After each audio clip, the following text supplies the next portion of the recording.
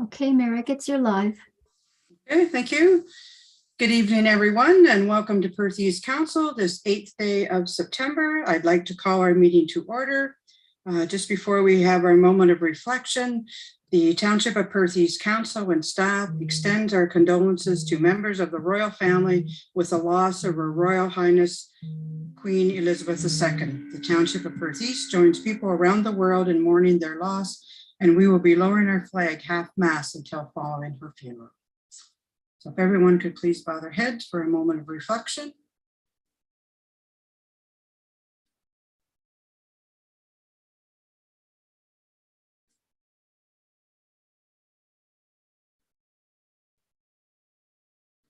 Thank you. We need a motion to confirm the agenda. Is there anything anyone needs to add? If not, the agenda as prepared for September 8, 2022 meeting of Council of the Township of Perth East be approved as received. Moved by Jeremy, second by Andrew. All in favor? Carried. Okay, if you have pecuniary interest, you can disclose it now or as the meeting moves along. We have 12 items under our consent agenda. Is there anything that anyone would like to ask questions on or have pulled? Hugh?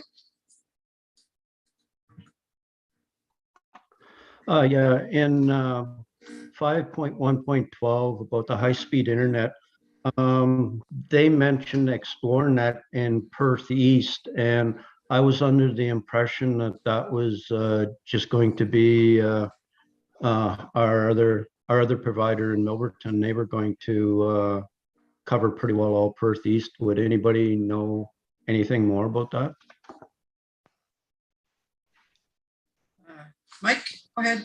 Yes, through you, Mayor. I guess, yeah, Deputy Mayor, I believe there's like a very small slice of area. I've seen the coverage map that's been provided by Mornington Communications, which really covers the entirety of Perth East, but I think there's a little sliver of kind of, I would say, not like in maybe kind of the Newton area that they delve into a little bit, but for the most part, yeah, our coverage is really handled by Mornington Communications. Oh, okay, thank you. That's all. Okay, thanks. Anyone else? If not, then we have a motion that items 5.1.1 to 5.1.12 as set out on the consent agenda for the September 8, 2022 regular meeting of council be received for information, and that the minutes of August 9, 2022 regular council meeting be adopted. We have a mover and a seconder for that. Moved by Jerry, second by Jeremy. All those in favor? Carried. Okay, we do have a delegation tonight, and we have Bill Dietrich with us. And he's going to talk about branch B of the Cameron Municipal Branch. So welcome, Bill, to Perth East, and the floor is yours. Okay, thank you very much, Mayor Agates, members of council. The purpose of this meeting is to consider the work that's being proposed for branch B of the Cameron Drain. This will be it's a new branch tile system that we're proposing to be installed. The outlet is into the Cameron Drain. There's already another branch that outlets into the Cameron Drain known as branch A. So we've elected to call this branch B. This little drainage project was initiated by a petition under Section 4 of the Drainage Act. And the petition was signed by Joseph and Grace Walsh and John McClellan, the Director of Public Works from Perth County. We held an on-site meeting and an information meeting to review our proposal. So what you'll find in our drainage report, which was we were asked to proceed with at the information meeting. The basically what we're looking, the scope of work here includes a new road crossing that will be required under Perth line 44. There'll be catch basins installed both sides of the road, and a tile drain then from there to the outlet into the Cameron Drain. You'll see the location of the drain is shown on the plan, and this was discussed at previous meetings. The drain will be installed close to the lot line It'll be installed on the P&M Van Nynatten property in lot 32. The total length of this drainage system is, I believe it's 433 meters, and it'll be a 350 millimeter diameter concrete tile drain with a steel casing jack and board under the Perth County road allowance. We've estimated the cost of this project at $94,200. So the purpose of this meeting is to discuss or if the work that's being proposed here, and at a later date, there'll be the next meeting. If this report is adopted tonight, then the next meeting would be to consider any and review any appeals on assessment, if there are any of those that occur. So I'll turn it back over to the members of council. If there's any questions regarding the work that's being proposed here, I'll be pleased to answer those. Okay. Any questions for Bill? Jerry? Yeah, thanks, Bill, for the report. Just curious, on page 44, the P&M Vinat, I don't know if I've ever seen a negative net assessment of 2165 there. Maybe we have seen it, I just haven't noticed it. How does that negative net assessment? Okay, the actual, if we go to the schedule of assessment for construction of this project, the on the Van Nynatten property, their actual assessment was $9,600 for it. They'll get a 1/3 grant, and there's been allowances for right-of-way and damages to lands and crops. Now we're anticipating that the drain will be constructed later this year after crops are harvested, but the allowances are still paid out under the Drainage Act. So the net result actually to that farm is they'll be receiving a check for $2,165. But again, this project, this drainage system is to provide outlet for Perth County road allowance and the two properties upstream. So it just so happened in this case that the net costs end up being negative. But you know, typically no, everyone pays a share of the cost of a drainage project, but this year their allowances actually exceeded their assessment. Okay, anyone else with questions? Thank you. Okay, seeing no questions, we do have a motion that the Council of the Township of Perth East receive the presentation from Bill Dietrich, Drainage Engineer, Dietrich Engineering Limited, Branch B of the Cameron Municipal Drain 2022, part of Lot 32, Concession 8, and parts of Lot 32 and 33, Concession 9, Ellis Ward, Township of Perth East, County of Perth, for information, and that the quarter revision for Branch B of the Cameron Drain 2022 be held on October 4, 2022 at 6:30 p.m. Do we have a mover and a seconder? Moved by Daryl, second by Hugh. Any more comments or questions? All in favor? Carried. Thanks, Bill. Great seeing you again. Okay, same here. See you in person. Yes, same here. Have a good evening. You too. Thanks. Okay, now we'll move on to our public meeting. We do have one public meeting. I declare this virtual public meeting to be open. This virtual public meeting is being held to consider as a proposed zoning bylaw amendment affecting property currently owned by Crystal Langus and by Jim Flynn, Plan 334, lots 1 to 3, Southeast Hope Ward, 2247, line 34. This virtual meeting is an opportunity for the township to advise the public of the purpose and intent of the amendment and receive their input prior to considering adoption of an implementing bylaw. If a bylaw is adopted to implement the zoning amendment, a notice of passing will be forwarded by prepaid first-class mail to various agencies of interest and others who've requested notice. An appeal to the Ontario Land Tribunal objecting to the adoption of the bylaw may be filed with the clerk not later than the date stated on the notice. Any person attending this meeting who wishes to receive written notice of a bylaw passed to implement the amendment is asked to give their name and mailing address to the clerk following this meeting. No written notice except as previously noted will be given unless requested by email following the meeting. Due to COVID-19, public meeting procedures have been adjusted to adhere to provincial guidelines for holding electronic meetings. Any person who wished to be heard regarding this matter was asked to register prior to this meeting by the deadline of Wednesday, September 7, 2022 at 12 noon with the municipal clerk. I will now call on Planner Melissa Gassick to present the planning report and recommendations. Melissa, the floor is yours. Thank you. Good evening, everybody.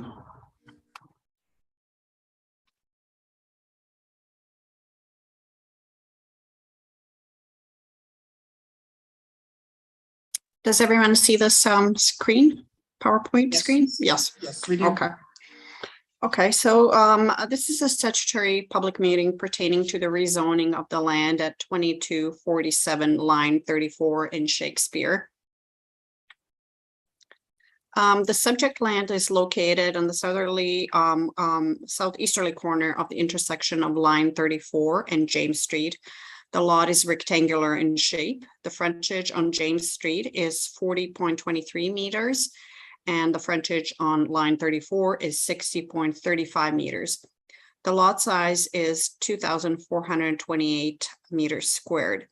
The property to the east contains a dwelling, and the land is zoned C1 commercial, just like the subject property.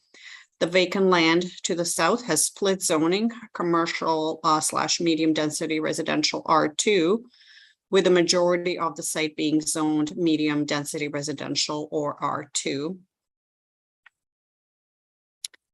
The proposal is for the erection of one building containing 8 live-work condominium units. The ground floor is being reserved for 8 commercial units, and each of these units is 35 square meters, and they're individually accessible from the north side of the property, which abuts line 34. A pedestrian walkway provides access to the ground floor commercial spaces at the front of each unit. The dwelling units themselves are 2 stories each, and each unit is situated directly above their corresponding commercial space. Each dwelling unit has 3 bedrooms. The garages and parking spaces and entrances to the units are provided on the opposite side of the commercial spaces, which is the south side of the building. There's a small vestibule on the ground floor of each unit, from which a staircase provides access to the dwelling area. The south side of the building and the dwelling units themselves are accessed from the internal private access aisle, which is connected to James Street.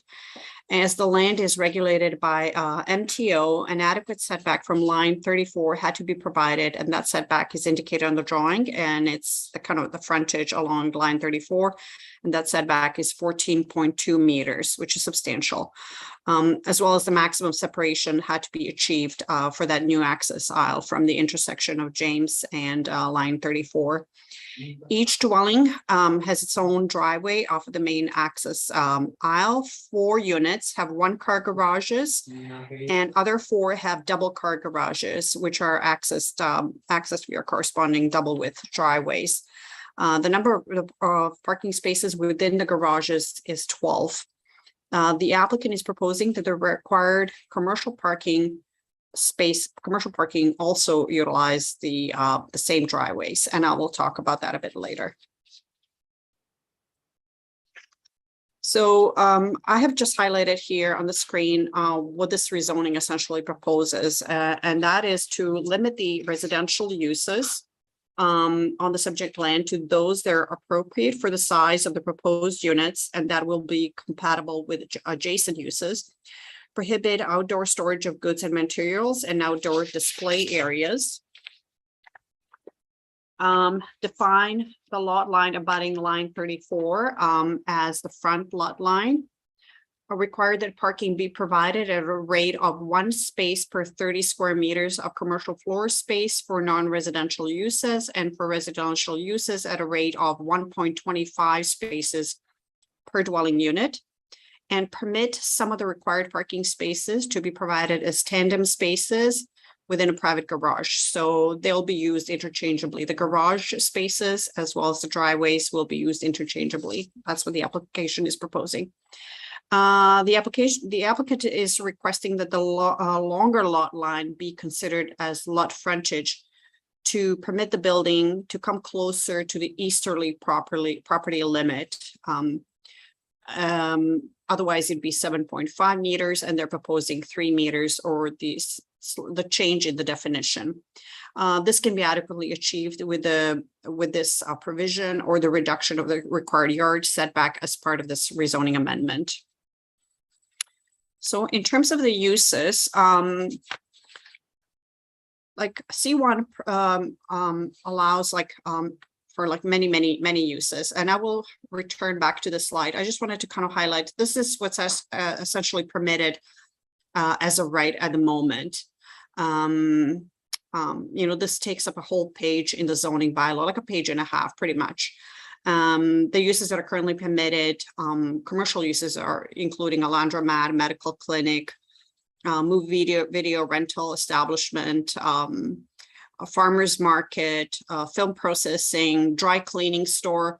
So a lot of uses are permitted, restaurants, so on and so forth, repair shop, post office, a bakery, beer liquor store, many uses, as I said. However, this is what the applicant is proposing essentially, because each of these commercial units is only 35 square meters in size.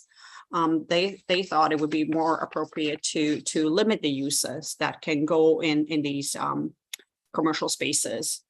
So therefore, they're proposing a business or professional office, a home occupation, which is normally permitted with any residential use, a personal service shop, a rental shop, a retail store, an art studio or photography studio, but not a dance studio or music studio.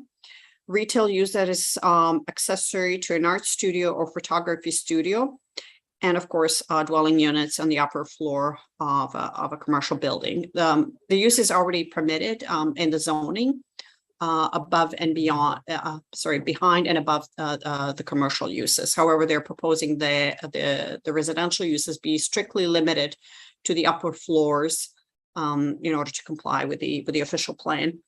In my opinion, it seems in terms of the proposed uses, it seems appropriate to limit them so they're compatible with the small scale of the commercial spaces and the scale of the development and the residential neighborhood to the south.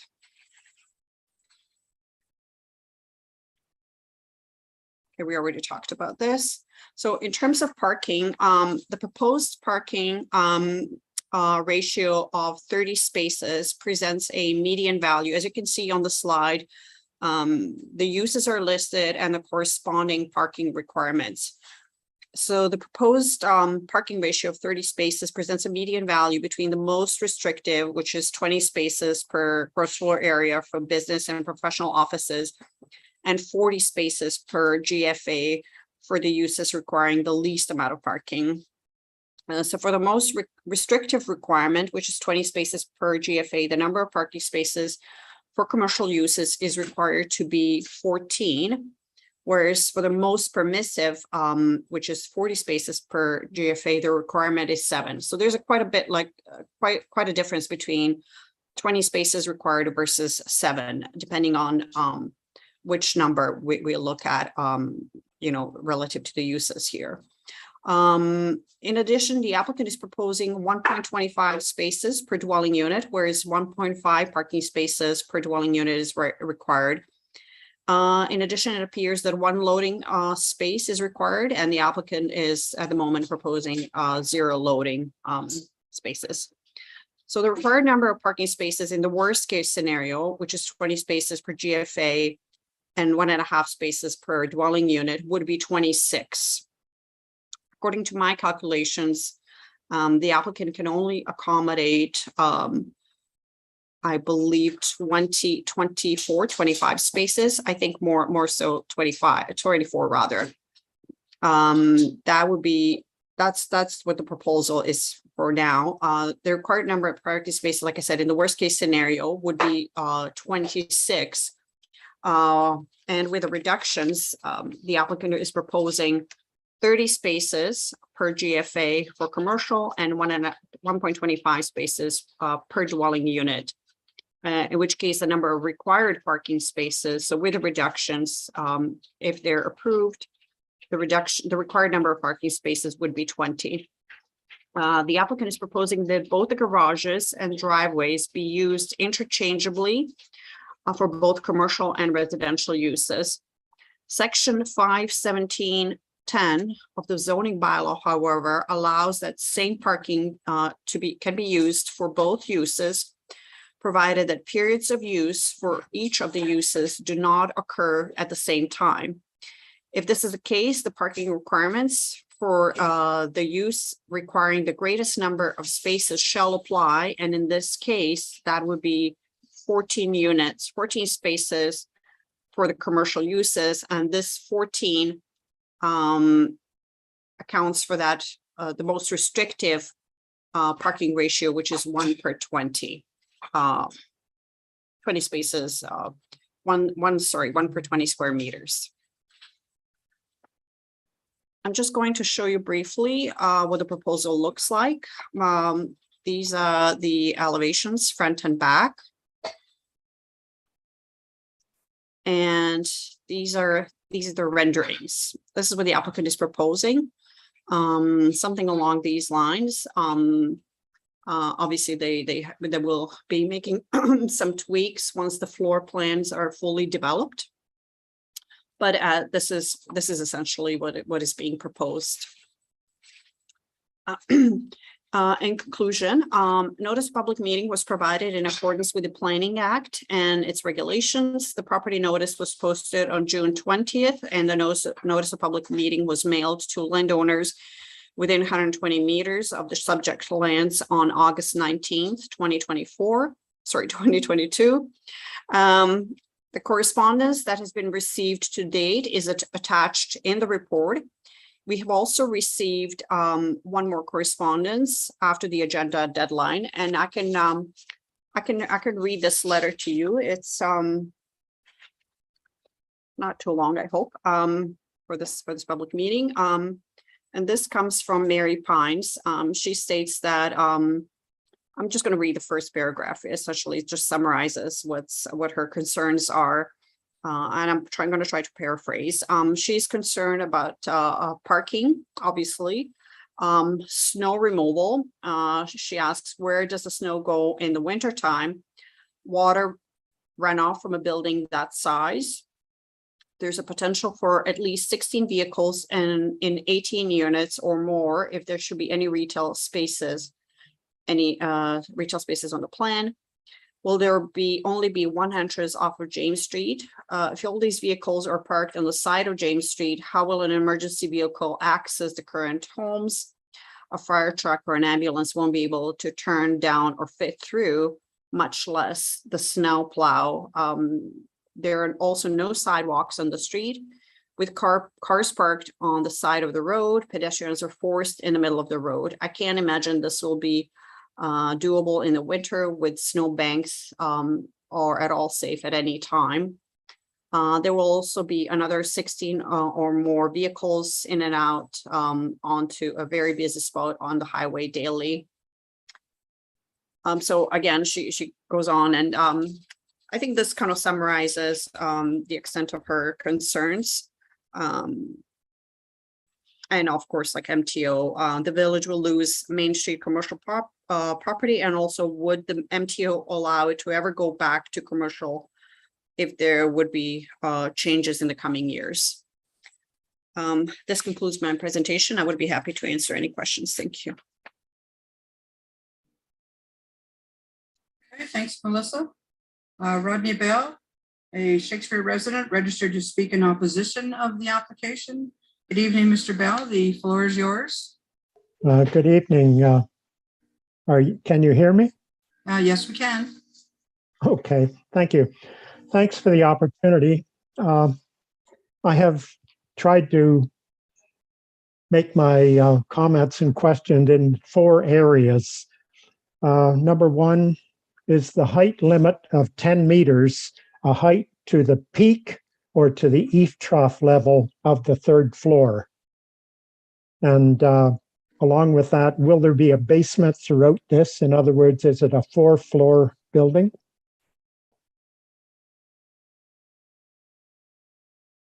Okay. Melissa, do you know the plans? Can you answer those questions? Yes, I can answer the question. The height limit, according to our zoning bylaw, is measured from the eaves to the midpoint of the roof. That's what the definition states. So it's not to the top of the roof, but to the midpoint.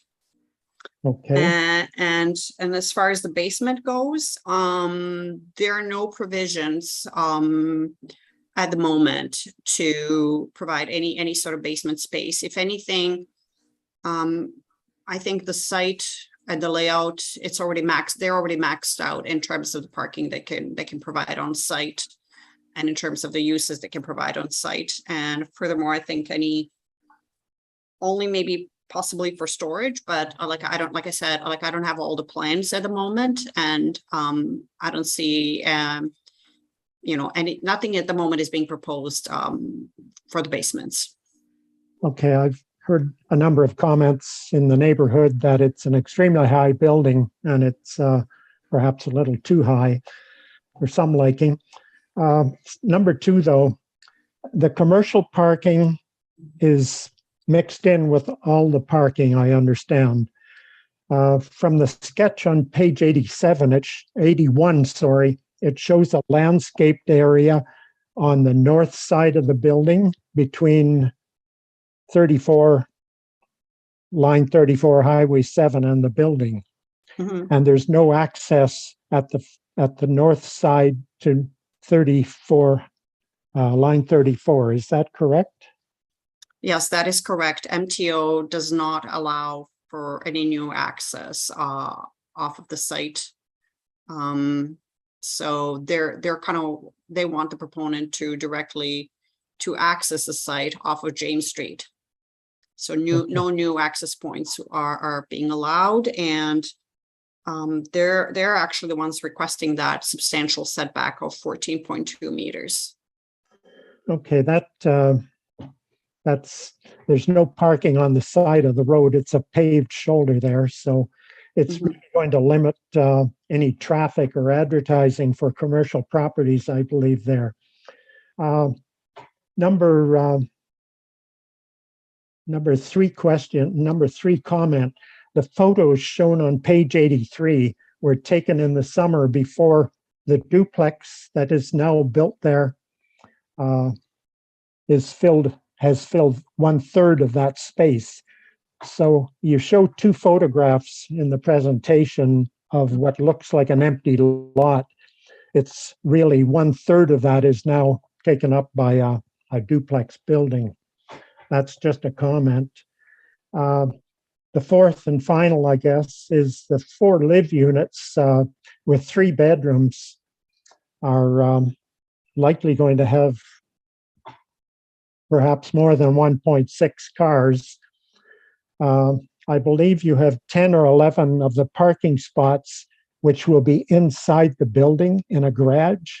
Is that correct, that of all the parking spaces you're talking about, you're including those 8, 9, or 10 inside parking spaces as part of the overall? That is correct, Mr. Bell. So what they have at the moment is essentially 12 garage parking spaces inside the garages, and 12 corresponding spaces outside the garages. So that's the total is 24. I think they're showing one or two more. Their calculations indicate that they can have 25 on site, although I don't think that's correct. According to my calculations, they can only have, as far as the layout goes at the moment, they can only have 24 spaces to provide. So yes, correct, 24. And they're providing one more to the side, which is the 25th space, I guess, but that one does not comply with the bylaw. And they're proposing that these spaces be used interchangeably, both the garages and parking outside the garages are to be used jointly for commercial and residential at the same time. I'm not really sure how that is going to work, but that's what they're proposing at the moment. Okay, well, I think that's perhaps wishful thinking. There's going to be a limited traffic for any commercial spaces there without highway access, I believe, but that's for the people involved. The 8 live units and the 8 commercial units, those could be rented individually. Obviously, so there could be 16 different tenants in this building. Do you foresee that it will be a condominium in the near future? My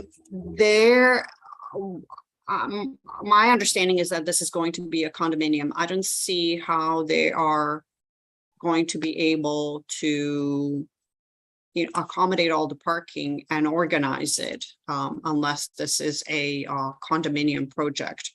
Mind you, they could retain ownership and use it as rentals as well. There's no condominium application at the moment. This is just a rezoning. This would be the first step, and then they can choose which way they want to proceed after. But based on the configuration, it's very, very likely that this will be a condominium.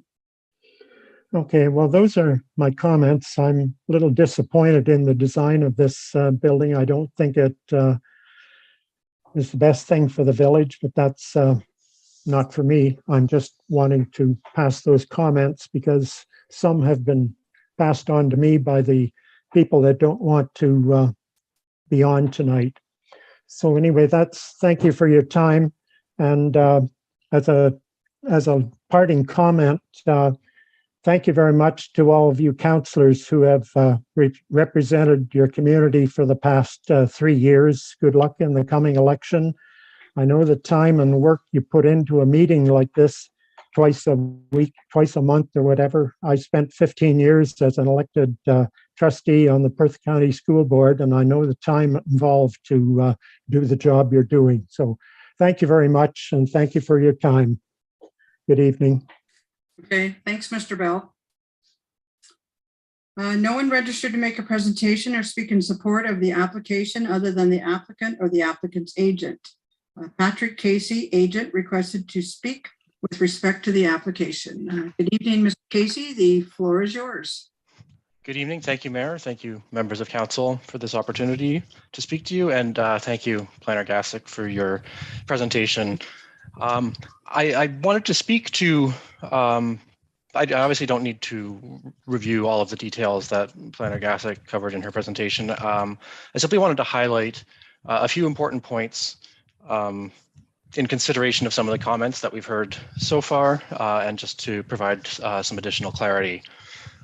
So first of all, I want to reinforce the point that the proposed amendment retains the commercial zoning of the property, and that the purpose of the zoning is to permit commercial units with attached residential units. So the residential component is integrated with the commercial unit. These are not, it's 8 live-work units. So the residential quarters are integrated into the same unit as the commercial unit. So there's no provision made for the residential component to be rented out separately. So that's the first point I would like to make.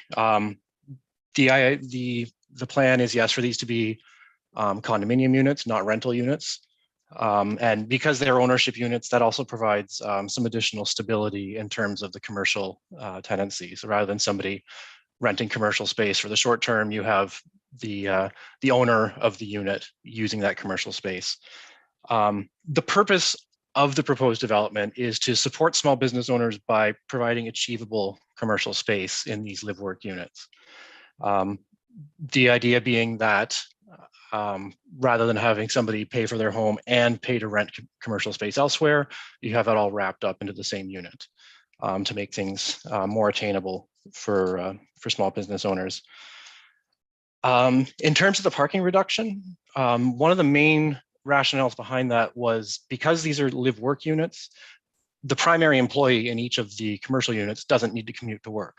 So that removes the need for 8 parking spaces for employees because those 8 employees are also 8 residents. Similarly, that also means that the live-work units generate less traffic because you don't have those people driving in and out every day as they commute to and from work because they already live where they work. I also like to clarify that the proposal is not proposing any on-street parking. All of the parking would be accommodated on-site. with the proposed amendment. And then finally, there was some mention made of the loading space. I believe the requirement for the loading space was sort of the result of summing up the floor area of the 8 units altogether. Our reasoning behind requesting 0 loading spaces instead of 1 loading space is because given the size of each commercial unit and the nature of the uses that we're asking be limited, there really wouldn't be a need for any major loading facilities. There's not the size of uses that are going to have lots of stuff coming in. And for uses like artist studios or photographer studios, a lot of the materials that they might be retailing on site are being produced on site, so they're not being brought in from elsewhere. Yeah, so in closing, I thank you for this opportunity to speak, and I'd be happy to address any questions if there's time. Okay, thanks, Mr. Casey. Are there any questions from members of council? Hugh? Just so I understand this, are you talking that the people that are going to live above the commercial spaces are also going to own or rent the commercial spaces? That's correct. They would be the owners and operators of the commercial use on the ground floor.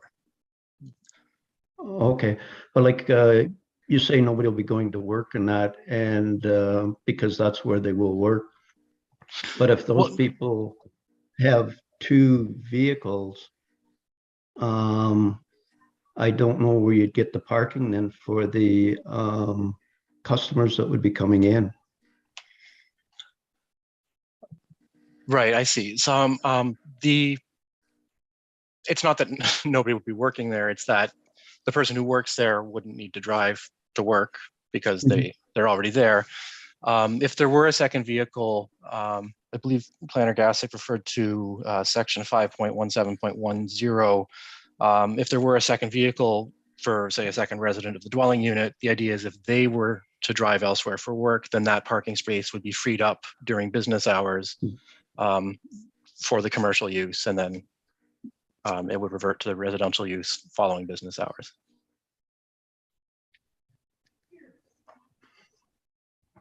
Okay, any other questions? Amanda? Just further on that, it's also assuming that people work a standard business hour. Like there could be folks that are working shift work as well. So just want to mention that in terms of while we're having this discussion on parking. Fair point. It's just a comment, Patrick. Any other questions, Andrew? Sorry, the purpose of the side yard setback being reduced. So that is we're asking that the frontage be changed, and that's accommodating that, so we can make these figures work in this case for what's been proposed. Is that correct? The side yard setback reduction is for increased frontage. Is that correct, or is that? That's correct. It's to take advantage of the usable space on the property, and actually the way that sort of the front and side lot lines are set up right now, it actually allows a smaller setback for the residential parcels to the south and requires a bigger one from the commercially zoned parcel to the east. So this sort of allows a smaller setback with the commercial parcel and requires a larger setback from the adjacent residential parcel or split zoned parcel. Okay, Andrew? Yes, thank you, Mary. So how many bedrooms total are in this in all 8 units? Is there 3 in each, or 3 in some and 2 in others? If I'm remembering correctly, I believe there were 3 in each. 3 in each, okay.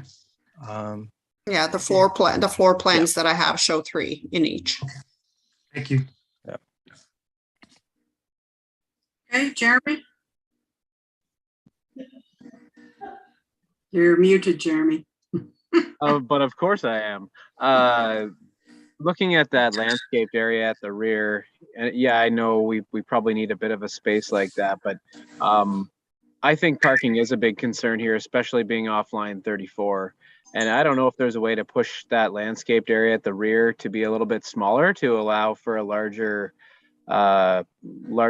sort of paved space at the front to have some more parallel parking spots along the interior of that setback, like inside there, because some of these proposed uses that would fit there, like a bakery or any of the sort of proposed retail spaces, are going to require, you know, 2 or 3 spots for customers to park in. And I do think that that space in itself, the amount of parking spots that are available there, it's not conducive to having safe parking, because you will have people pulling over on the side of the road. No matter what way you slice it here, people are going to try parking on one side of the road or another. So I would really like to see a few more parking spaces in there, given the fact that we're allowing some of these uses, that the proposed uses that could go in there. You know, looking at that, I do see that being a spot of, say, a bakery. And if it is a bakery, you're going to have 2 or 3 people parking there. That's just one example. But I foresee that parking being a very big issue. It's either going to happen on the side street or it's going to happen on line 34, which either way, we're going to have some residents that aren't happy, or we're going to have a real safety concern there. Councilor Matheson, I could probably try to shed some more light on this. I did some calculations just before this meeting, and obviously, like what you have in front of you today is like a very schematic layout, and I believe this has been implemented elsewhere, and the proponent is just using the layout, you know, and the graphics, but there will be obviously some tweaks, you know, to the proposed layouts, to the proposed elevations. So according to my calculations, what you see in the back now as that landscape strip of approximately 2 meters in width, I think that will be ideal. The requirement, the zoning bylaw itself requires 1 meter minimum. So they're showing 2 at the moment. However, I think according to my calculations, and this is what I think the applicant should verify, is that you know, based on the depth of the building, which is 13.56 meters, it looks to me like they don't have much room. They only have room essentially for the driveways and for the access aisle. Unless the access aisle is further reduced, which would not be my recommendation, because then the maneuverability in and out would be severely compromised. So I think they may end up actually with without that landscape buffer, unless they reduce the depth of the building and probably lose a bedroom, maybe if they bring it down to 2 bedrooms as opposed to 3. But that's something for them to consider, obviously. But I just wanted to point that out, that even though that would be ideal, is to have some parallel parking, they would have to amend that zoning provision. But I think that would be possibly preferable to this interchangeable uses of the garages and the driveways. However, the layout of the building, they're substantial in size, the units themselves, and that kind of limits, and the significant setback to the highway really kind of limits the space that they can have in the back. Yeah. If I may. Sure, go ahead. Thank you. I'd also just like to clarify that because there was some mention made of a bakery, that was not sort of one of the uses that was contemplated for this site. And I certainly understand the concerns regarding parking. I'd simply like to point out that these are not all envisioned as retail units. We're not talking about retail only, sort of 8 units across. Some of the live work units would be for commercial units. For commercial uses like home businesses, for people who have commercial space but don't have a lot of outside clients or people coming in and out. So the idea in using sort of the median parking ratio of that 1 space per 30 GFA was to take into account that some of the commercial uses would have more in and out traffic than others. And yes, we're certainly open to finding ways to fit the parking on site in a manner that's safe and that respects the wishes of the neighbors. Okay, Daryl? Yeah, no, through you, Mayor Agateson. This has been a scratcher for me. I'm not going to lie. It was a lot to digest here. And now I hear comments of that it isn't quite to scale, or there might be a little bit of wiggle here, the back buffer, that has me scratching again. Where this is located and at James, it's very limited, and there's great concern of this with the parking. It's no secret. The talks around town. I have my concerns here with the parking, and I get dealing with the MTO is interesting at times. I'll leave it at that. And this setback they have seems to be, they pulled from somewhere. There's other businesses closer. It's maybe a new norm they're using. But I have my concerns the size of this building in relationship to the amount of parking that's left over. I really am. And again, I'm here for the community, and there's great concerns in this. And I'm just going to put that out there. And I'm not sure where the rest of council is, but I know there's concerns. So thank you. Thank you. Okay, any other questions? If no more questions, council will consider a resolution regarding the planning report recommendation following the conclusion of the virtual public meeting. Bylaw number 206-2022 to implement the approval of the zoning application will be considered at a later date. The virtual public meeting is now concluded and will continue with the regular meeting of council. So we do have a motion that the Council of the Township of Perth East received a report prepared by the planner dated September 8, 2022, entitled Zoning Bylaw Amendment D14-Z06-2022-PE by Jim Flynn, affecting lands described as Plan 334, Lots 1 and 3, Southeast Oak Ward, Township of Perth East, 2247, line 34, Shakespeare, for information, and that council held the public meeting in order to receive comments from the public. Are you moving, Jerry? Moved by Jerry. Second by Amanda. All those in favor? We're Comment period, please, Madam Mayor. all we're saying here is we're having a public meeting. This is moving this forward, is it not? No, it's not. All it is saying is we held the public meeting.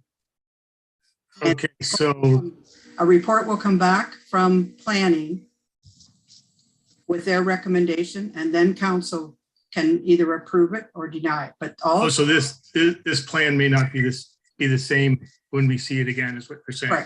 Correct. All that we did tonight was holding the public meeting with the comments from the public, the comments from council. Then planning will take those comments and bring another report back. So all the comments from people, what about council comments? Do we have those for our concerns for the record? I didn't catch what you said. Do we have council comments for the concern? Planning will take all the comments that were made by council tonight. Okay, I'll send my comments directly to planning. Thank you. Okay, all right. Okay. Anyone else? So everyone understand? All we're doing now tonight is having the public meeting and saying that that's what the motion says. We had the public meeting. Jeremy? Yeah, it is a bit of a different process. I understand where Andrew's coming from here, that reading the recommendation versus what we're used to seeing, this is definitely a different process than what we're used to. So we're acknowledging the public meeting has been held, but it's definitely not, this is definitely not a totally normal situation here. So I'm not sure why we proceeded this way, but it's definitely a little bit different than normal. I can answer that, if I may, Mayor Agates. Go ahead. Just due to the nature, the complexity of this project and the contentious nature of this project, and the fact that this is something fairly new and it's like an infill development, I thought it'd be more appropriate to hold a public meeting, gather all the comments. We have received several emails pertaining to this proposal, and one just before the meeting, and I thought it would be more appropriate to hear everybody's concerns before proceeding with the recommendations. So we have a motion by Jerry, second by Amanda, to say that we held the public meeting to receive the comments from the public. Okay, everyone clear? Daryl? Yeah, it's clear. I understand exactly where we're at, where we're sitting. However, I worry if this goes from the public process into it comes back again and it's changed slightly, or if it comes back for approval, it's going to get denied, and then we've wasted the developers' money and the community's time. It's really gray here. I'm kind of caught off guard how this is moving actually this evening. There's great concern that this won't go forward at this point. The parking, it's close to James, it's close to the Highway 7 and 8. The concerns with the commercial below, it's interesting. So, okay, we've got public comment on this. So they come back with the same thing for approval and it gets denied. I believe we could make comment this evening that there's great concerns that the size of this building potentially for the parking isn't going to work. You Help did me out make here. those comments have all been made, Daryl. This is a process, and the process is to have the public meeting, which we had. All of you got to comment. Melissa will take all those comments into consideration, and then she will bring back a report on this. So they've changed the process. At one time, Jeremy said too, we used to make the decision right now. They've changed how we're doing it. So tonight's just an opportunity for everybody to say what they need to say, and then it will come back. And it should come back hopefully the next meeting or 2 meetings. And then yes, council will decide whether it's going to keep going or what the decision will be. Jeremy? Yeah, my final comment would be that this isn't even really yet surrounding what the building's going to look like, but it's about the zoning bylaw amendment right now too. So we're not at the building stage here, just at the zoning bylaw amendment. But I was a bit caught off guard by the process as well, but it is just about the zoning bylaw amendment too, not those buildings. Correct. Okay, everyone clear? Andrew? No, I just want to confirm that no action is being taken. We're not really giving any direction to staff on this. It's kind of like we've heard this. You're saying that we have comments in play that staff is going to advocate or figure out and come back with probably a different plan, because I don't think we're very close. So we're not really giving any direction to staff. So when we come back, like Councillor Hurlick said, we may be kind of wasting everybody's time. I'm a little confused because I've been around a bit, and this is the very first time I've seen this happen like this. So just want to make sure all we're voting on is that staff is going to go back and look at it and bring it back again. Is that, I know that is correct. The process was changed actually last, I want to say May. We've already seen some other applications like this where we held the public meeting, staff goes away and brings back the report. We have done this before. So you're correct. We're not giving them any direction. We're not telling them what we want to do. We're just acknowledging that we had the public meeting. That's all we're doing right now. Okay, everyone clear? All in favor? Carried. Okay, we do have 3 public hearings. So council will now temporarily adjourn to sit as Committee of Adjustment pursuant to Section 45 of the Planning Act. I now declare this virtual public hearing open. This virtual public hearing is being held to consider an application affecting property currently owned by Noon Industries and described as RCP 511, Part Lot 87 RP 44R 5662, Part 1, Ellis Ward, 4017 Perth Road 135. The purpose of this hearing is to give the committee and the public an opportunity to hear all interested persons with respect to the proposed application and receive their input, and for the committee to make a decision on the application. All persons attending this hearing will be given an opportunity to be heard or making a presentation. Committee members may ask questions for the purpose of clarifying the application, but are asked to withhold comments on this application until all present have been given an opportunity to be heard. Due to COVID-19, public hearing procedures have been adjusted to adhere to provincial guidelines for holding electronic meetings. Any person who wished to be heard regarding this matter was asked to register prior to this meeting by the deadline of Wednesday, September 7, 2022 at 12 noon with the municipal clerk. Any person who wishes to receive written notice of the decision made by the Committee of Adjustment is asked to email their name and mailing address to the Secretary Treasurer following this hearing. An appeal to the Ontario Land Tribunal objecting to the decision made at this hearing may be filed with the Secretary Treasurer not later than September 28, 2022. No written notice except as previously noted will be given unless requested at this time. I will now call on Planner Melissa Gassick to present the planning report and recommendations. Melissa, the floor is yours. Thank you, Madam Mayor.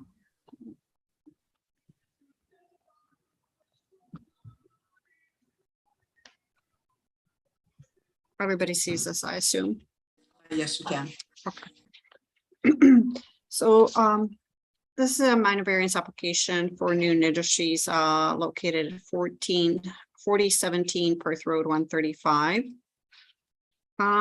The owner is proposing a new building on the site, outlined in blue on the screen, to expand their current operations at 4816, which is just across the road on line 34 in Seabrigwell. The new building on the east side of Road 135 is proposed to be over 10,000 meters square in size, with an access point off of Perth County Road 135. This site will additionally have 69 parking spaces and a stormwater containment area. So this is the proposal you can see on the right. The applicant proposes to construct a new facility as per the drawing that you see on the screen, with a reduced northerly setback from 75 meters required down to 40 meters.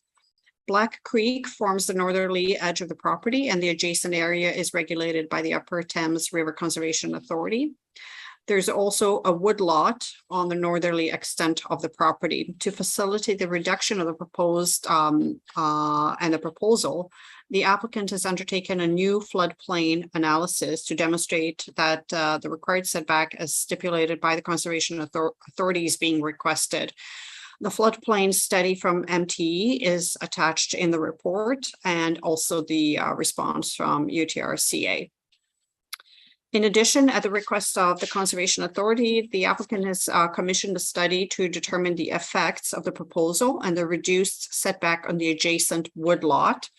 The study recommends the protection of the woodlot along with a 10-meter buffer to the existing tree line.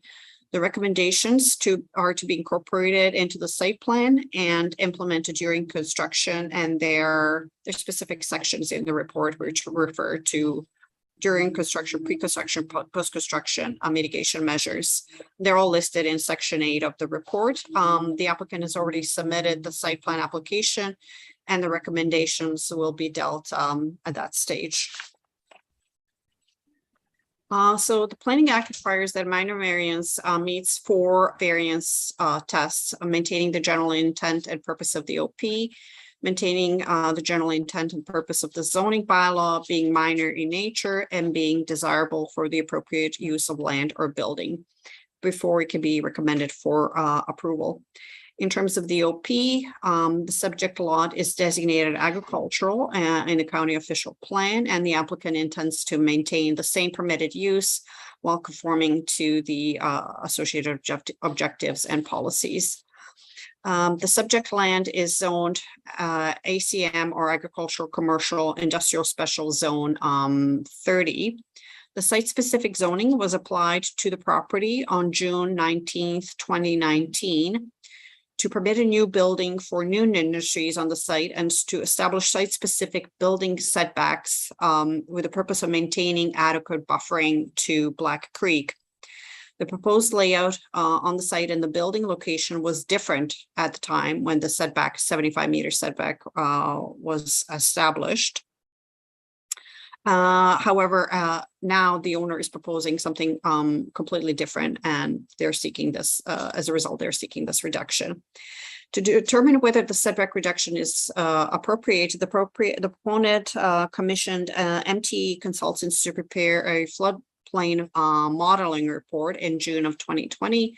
The report demonstrated that a 15-meter setback to the center line of Black Creek will provide the required protection of the creek and will create no negative impact. The response from UTRCA is attached in the report. And as per this correspondence, they support the minimum 15-meter setback to the central line of the creek. And they do not, and therefore they do not require the 75-meter setback as per the site-specific bylaw. The bylaw itself, the ACM 30 rather, describes, it's in reference to the most northerly tip of the property, and it's not contiguous relative to the property line. The normal interior side yard setback that would be required in the ACM zone is minimum 7.5 meters, or 1/2 of the height of the building or structure, whichever is greater, and the maximum height permitted in the zone is 30 meters, which would then translate to the minimum 15-meter contiguous setback. And this proposal respects that. However, they're requesting that the setback be reduced or set rather at 40 meters, again, using the same language of the current ACM zone and reference the most northerly tip of the property. The setback still clears the floodplain conservation setback and the tree line buffer. This most northerly setback reduction is minor in the light of other flooding and environmental constraints, which the applicant was able to overcome with the proper placement of the building in relation to these constraints. The use is desirable and appropriate for the land. The site specifics will be worked out at the site plan stage. And like I said, that site plan is already in circulation. In my opinion, this proposal satisfies the 4 variance tests and planning recommends approval. Thank you.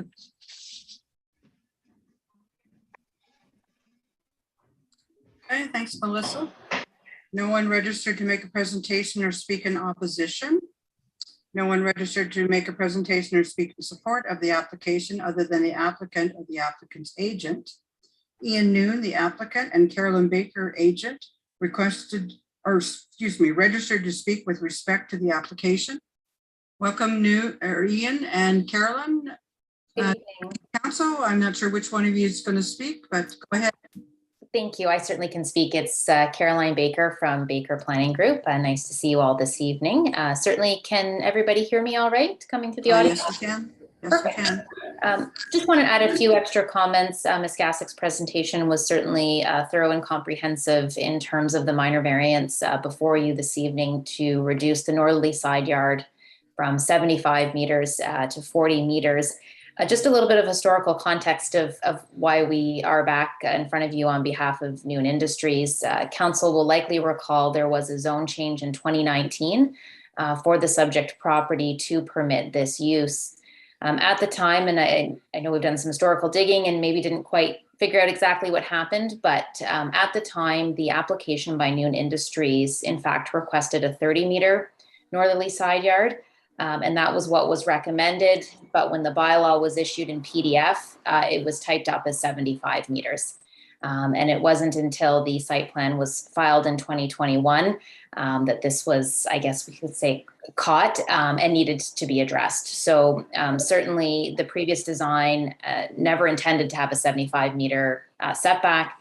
We're here before you certainly to try and resolve that so the site plan can move forward. The original 30-meter interior side yard setback was increased to 40 meters because between 2019 and where we are today in 2022, certainly looking at natural environment and natural environment features and working with the county and UTRCA, it was requested that an EIS, environmental impact study, be prepared. That was not required previously through the zone change. And that required a 10-meter buffer from the tree line. So that's how we got from 30 meters to 40 meters in terms of a setback. And certainly, as Ms. Gassick mentioned, UTRCA has issued no objection to this setback, that the floodplain is appropriately protected, as well as the stable top of bank and the woodlot. So I think the owners look forward to moving ahead with the site plan and moving forward hopefully soon with construction. So certainly if there's any questions given the history, I'd be happy to answer them. Thank you. Okay, thank you. Are there any questions from committee members? Daryl? Yeah, no, great, thanks. I'll direct this to Caroline. So just reading through this and such, essentially MTE did some work here, and then there's a little gray area here, and then it looks like in the one email there I read it, all of a sudden the Conservation Authority said, okay, yeah, that's good. We'll go with MTE's recommendation. Am I gathering that right? Maybe for clarity, UTRCA has floodplain mapping across their watershed. In many locations, it's approximate based on aerial photography. And the UTRCA directs an applicant, should they wish to look to refine or confirm a floodplain. There's parameters in order to do a detailed floodplain analysis and study. And that's essentially where an expert like MT goes in, does full topographical work, their engineering assessment to delineate the exact boundary of the floodplain on the subject property, as opposed to what I'd call the 10,000 view that UTRCA looks at across the entire watershed. That study was submitted, reviewed, and accepted by the UTRCA as the correct floodplain limit, as well as top of bank. Okay, good deal. I understand. Thank you. Okay, any other questions from committee? Nope. Committee will now consider a motion regarding the application. So the motion that we have is the Township of Perth East Committee of Adjustment received a report dated September 8, 2022, prepared by the planner entitled Application for Minor Variance D13-A08-2022-PE, submitted by Caroline Baker, Baker Planning Group, on behalf of Noon Industries, affecting lands described as RCP 511, part of lot 87, RP 44R 5662, Part 1, Ellis Ward, Township of Perth East, 4017 Perth Road 135, Stephenville, and that the committee approve minor variance D13-A08-2022-PE, affecting lands as described above as follows. Number 1, northerly interior side yard minimum 40 meters, which shall be measured from the northerly extent of the area within the ACM-30 zone as shown on Schedule A to the bylaw number 207-2019. We have a mover and a seconder, moved by Amanda, second by Hugh. Any more comments or questions? All in favor? Carried. Okay, thanks, Ian and Caroline. We'll move on to our next public hearing. This virtual public hearing is being held to consider an application affecting property currently owned by Roger and Trina Martin and described as Plan 260, Part Lot 11, Mornington Ward, 6972 Milbank Street, Main Street. I'm not going to go through the preamble because it's all the same as the last one, so I'm just going to jump down and we'll call on Planner Puni to present the planning report and recommendations. Puni, the floor is yours. Good evening, Mayor Eggets and council members. With your permission, I will share my screen for the presentation. Sure.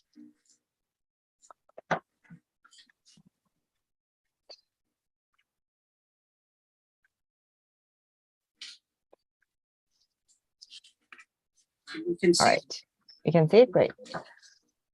All right, so this application is for a minor variance application for Trina, Jean, and Roger Lynn Martin, and it was submitted by Jeff Guzman. I hope I'm saying that right. The property is located on 6972 Milbank Main Street, Township of Perth East. The entrance to the property is on the Milbank Street. So the purpose of this application is to address a few variances as part of the condition of severance, application number B4121. Essentially, this application is, as I mentioned, is to address those really legal non-conforming conditions. There is only one of these conditions, which is the lot area that has been changed due to this consent application. The rest have been existing since before the consent application and have not changed, but they are addressing them in this with this application as well.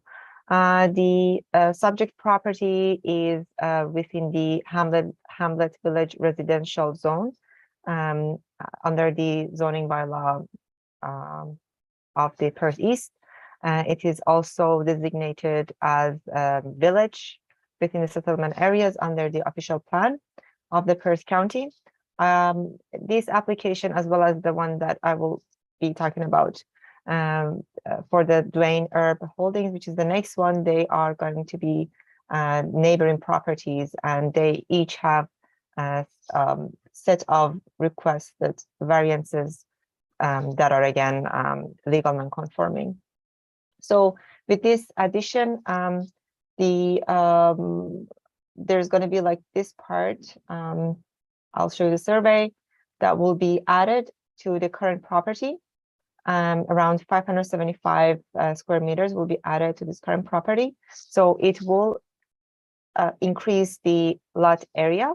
However, it is still not within the required lot area, minimum lot area, which is 2,250 meters. With the increase, it will be 1,083 square meters. As for the test of the minor variances, the official plan has been looked at, the zoning bylaw has been looked at. The uses again are not changing. No development has been proposed on this lot as a result of this consent application. So nothing is really changed. The lot area is in compatibility with the neighboring properties. There are lots that are similar in size, as you can see here. So it is it is very minor in nature, and it's meeting all the requirement of the Planning Act. And the recommendation is for this set of minor variances to be approved. Thank you. Okay, thank you. No one registered to make a presentation or speak in opposition. No one registered to make a presentation or speak in support of the application other than the applicant or the applicant's agent. The applicant or the applicant's agent did not register to make a presentation or speak with respect to the application. Are there any questions from committee members? No, okay. Committee will now consider a motion regarding the application.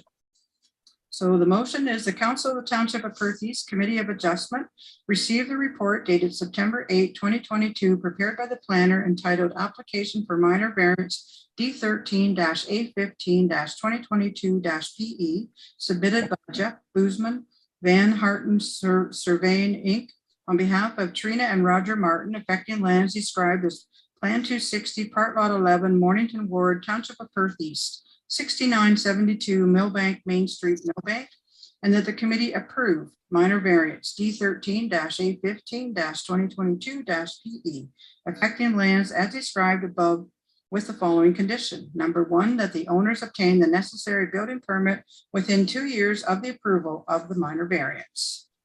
We need a mover and a seconder. Moved by Jeremy. Second by Amanda.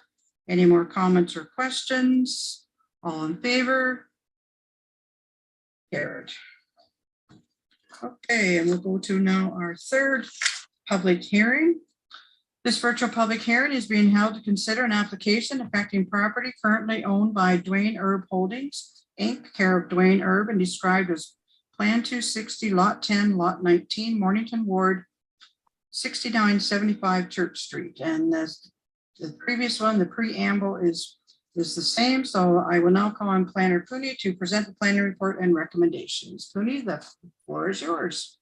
Thank you, Mayor Egetz. With your permission, I will share the screen again. Sure. All right. Very good. Thank you. So this property again is the adjacent property to the previous application. As a result of a consent application B4122, the property owners are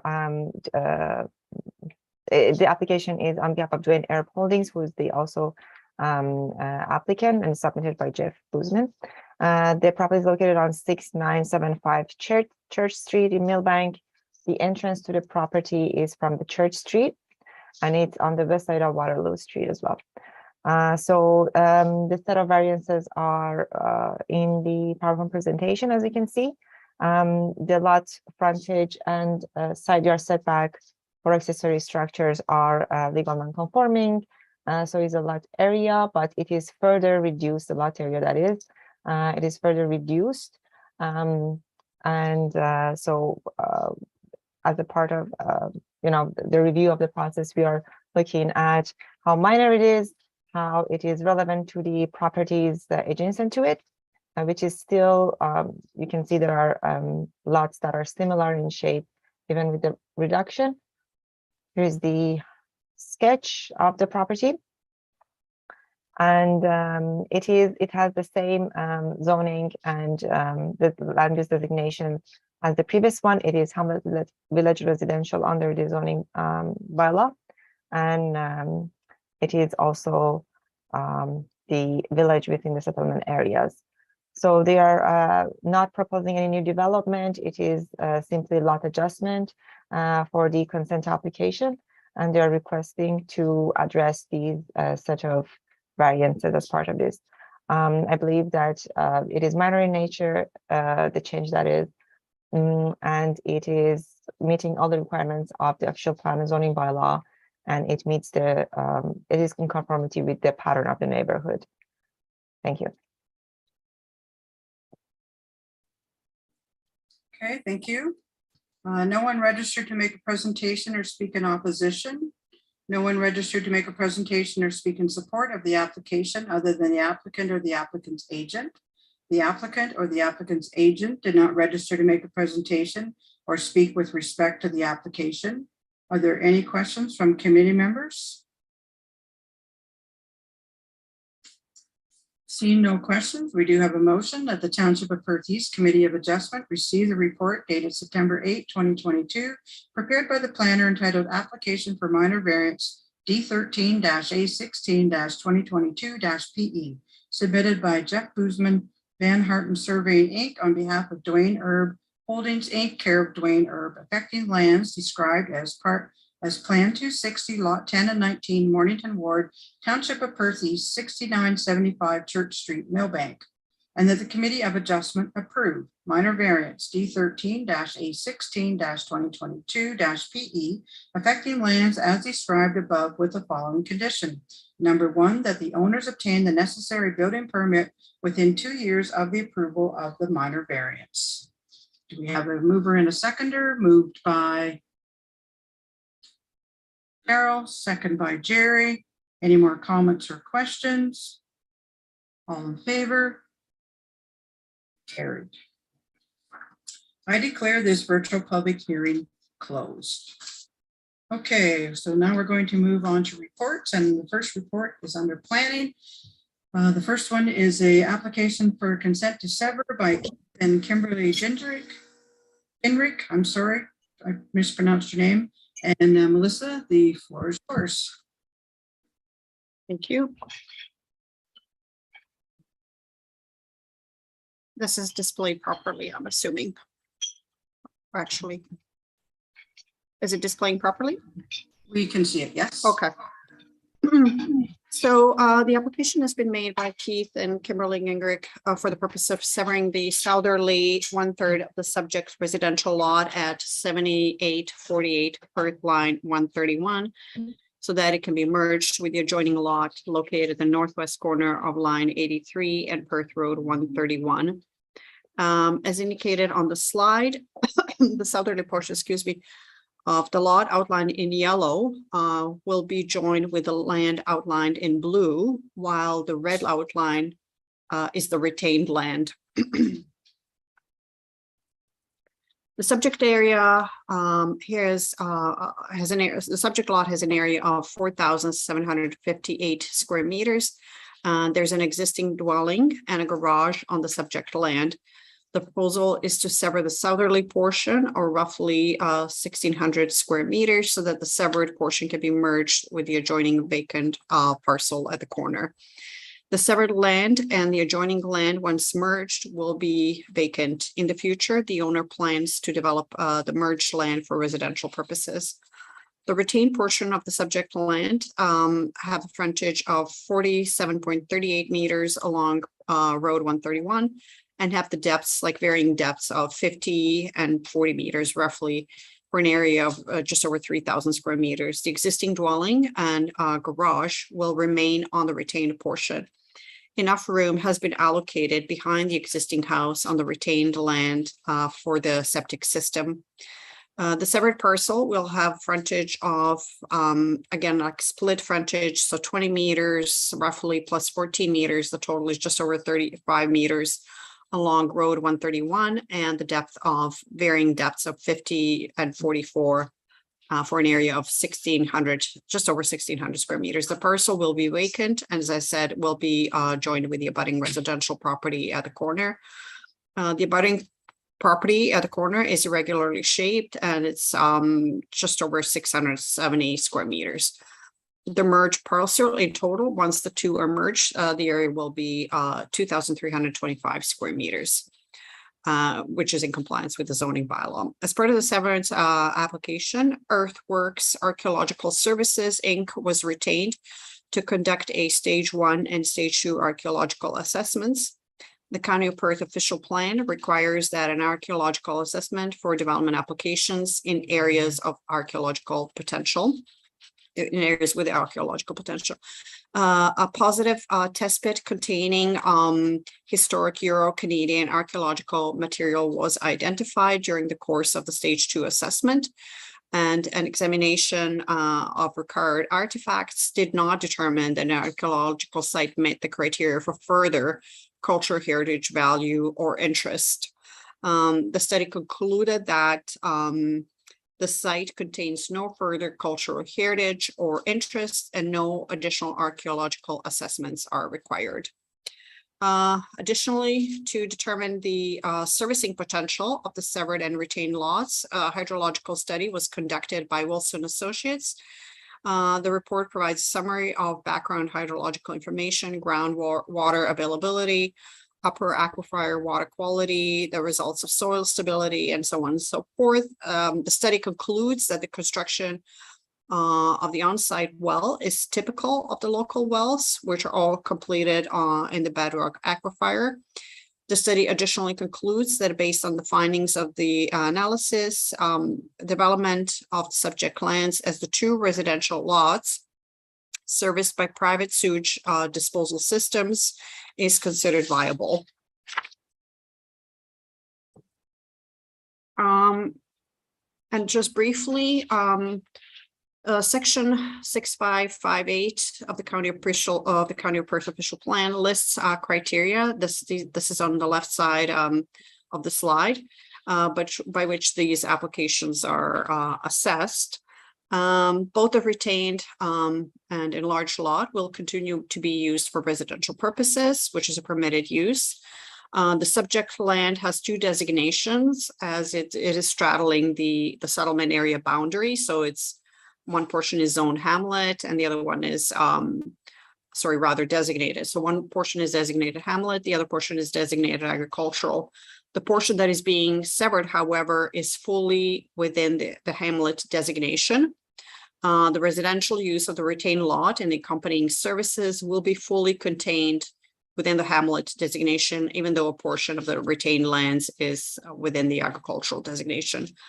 The proposed severed portion has been determined to be optimal given the space needed to accommodate the new septic and water systems on the severed lands, as per the hydrological report, while also striving to maintain enough land for the retained lot so the existing home and the accompanying services can be accommodated within the hamlet designation. So the retained lot and severed lot, once joined with a vacant parcel, will both be complying with the zoning bylaw. A condition of consent is being recommended to merge the newly created lot with the abutting lot for the purpose of Section 50 of the Planning Act. And lastly, the existing retained and the enlarged lot conform to the zoning provisions as shown on the slide. This is shown on the right-hand slide, on the right-hand portion of the slide. Except that the retained lot is not conformant with respect to the front yard setback for the existing residence. The variance is considered legal non-complying as it predates the adoption of the zoning bylaw, and the severance does not have any impact on the existing non-compliance. So in other words, the severance will not make it worse, it will not make it better, it'll just stay as is. All other structures will be fully contained within the HVR zone, even though the subject lot has split zoning. Staff have no objection to the proposed consent to sever for the purpose of lot addition. Conditions of consent have been included to ensure that the proposed severed and retained lots are brought into compliance with the local zoning bylaw, and that the appropriate merger of the severed piece and the abutting lot occurs. The application is consistent with the PPS, conforms to the applicable policies of the County of Perth official plan, and represents good planning. Thank you. This concludes my presentation. Okay, thanks, Melissa. Are there questions of the report? Jeremy? Yeah, the archaeological assessment that's been done there. Obviously a pretty costly endeavor, I would think, based on the length of that report. Is that strictly a Planning Act thing that they've asked that it's in the Planning Act, or is that a Perth County only? Like, is that something specific to Perth County? Thank you, Councilor Matheson. There's a section, I believe I cited the specific section.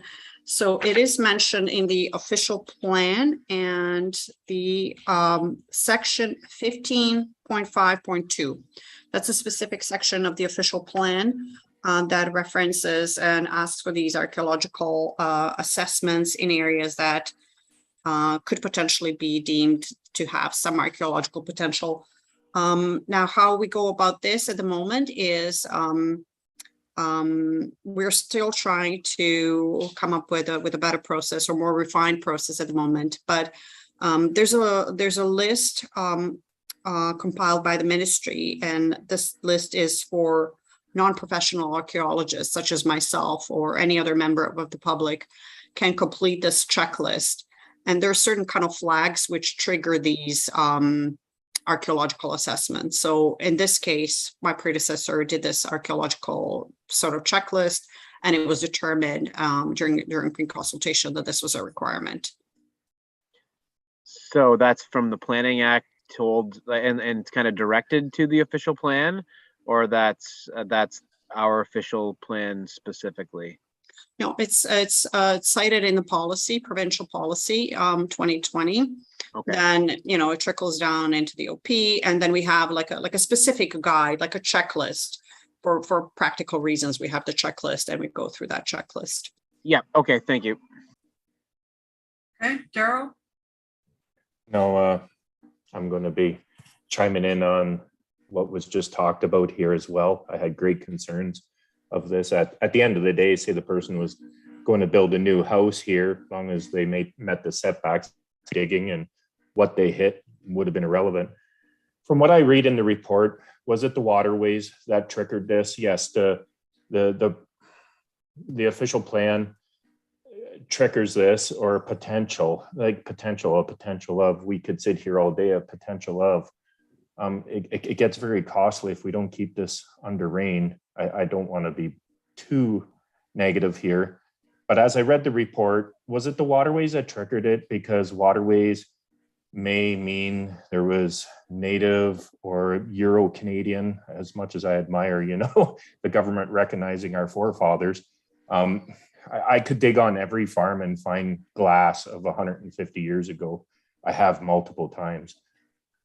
I just worry that we're going to start getting mixed up with rivers and municipal ditches. What triggered the county to do this it's a little concerning, and it's costly. I mean, if we look in Milbank, there's big rivers run through, and I've never seen this, and we've done so much close to waterways before, and I've never seen this. So I really got into this last night and I didn't have time to send emails, and it's just, yeah, interesting for sure. I think we may have to have a meeting on this as we go forward, but that's outside of this. Thank you. Okay, any other questions?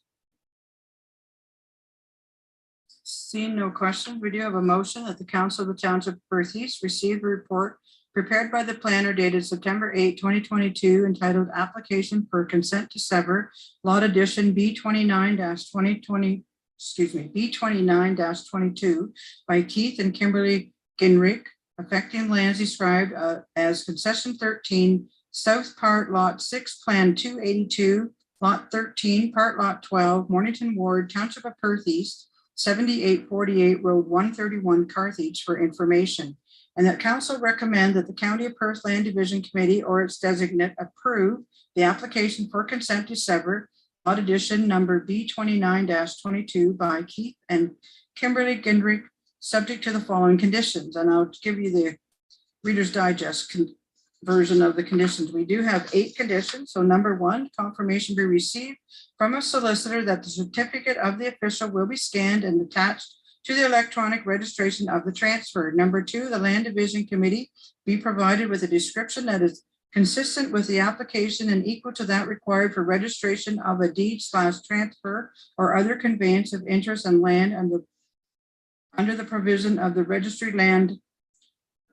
Act or Land Titles Act. Number 3, confirmation be received by the Perth County Land Division Committee Secretary Treasurer that the notice sign and the sign frame posted on the subject property has been returned to the issuing municipality within 30 days of the decision of the Land Division Committee. Number 4, undertaking be received from a solicitor stating that the severed lot has been merged with the abutting parcel of the northwest corner of line 83 and Road 131, Plan 282, Part Lot 12 as Part 2. And Perth East conditions. Number 5, that confirmation be received that all taxes have been paid in full to Perth East.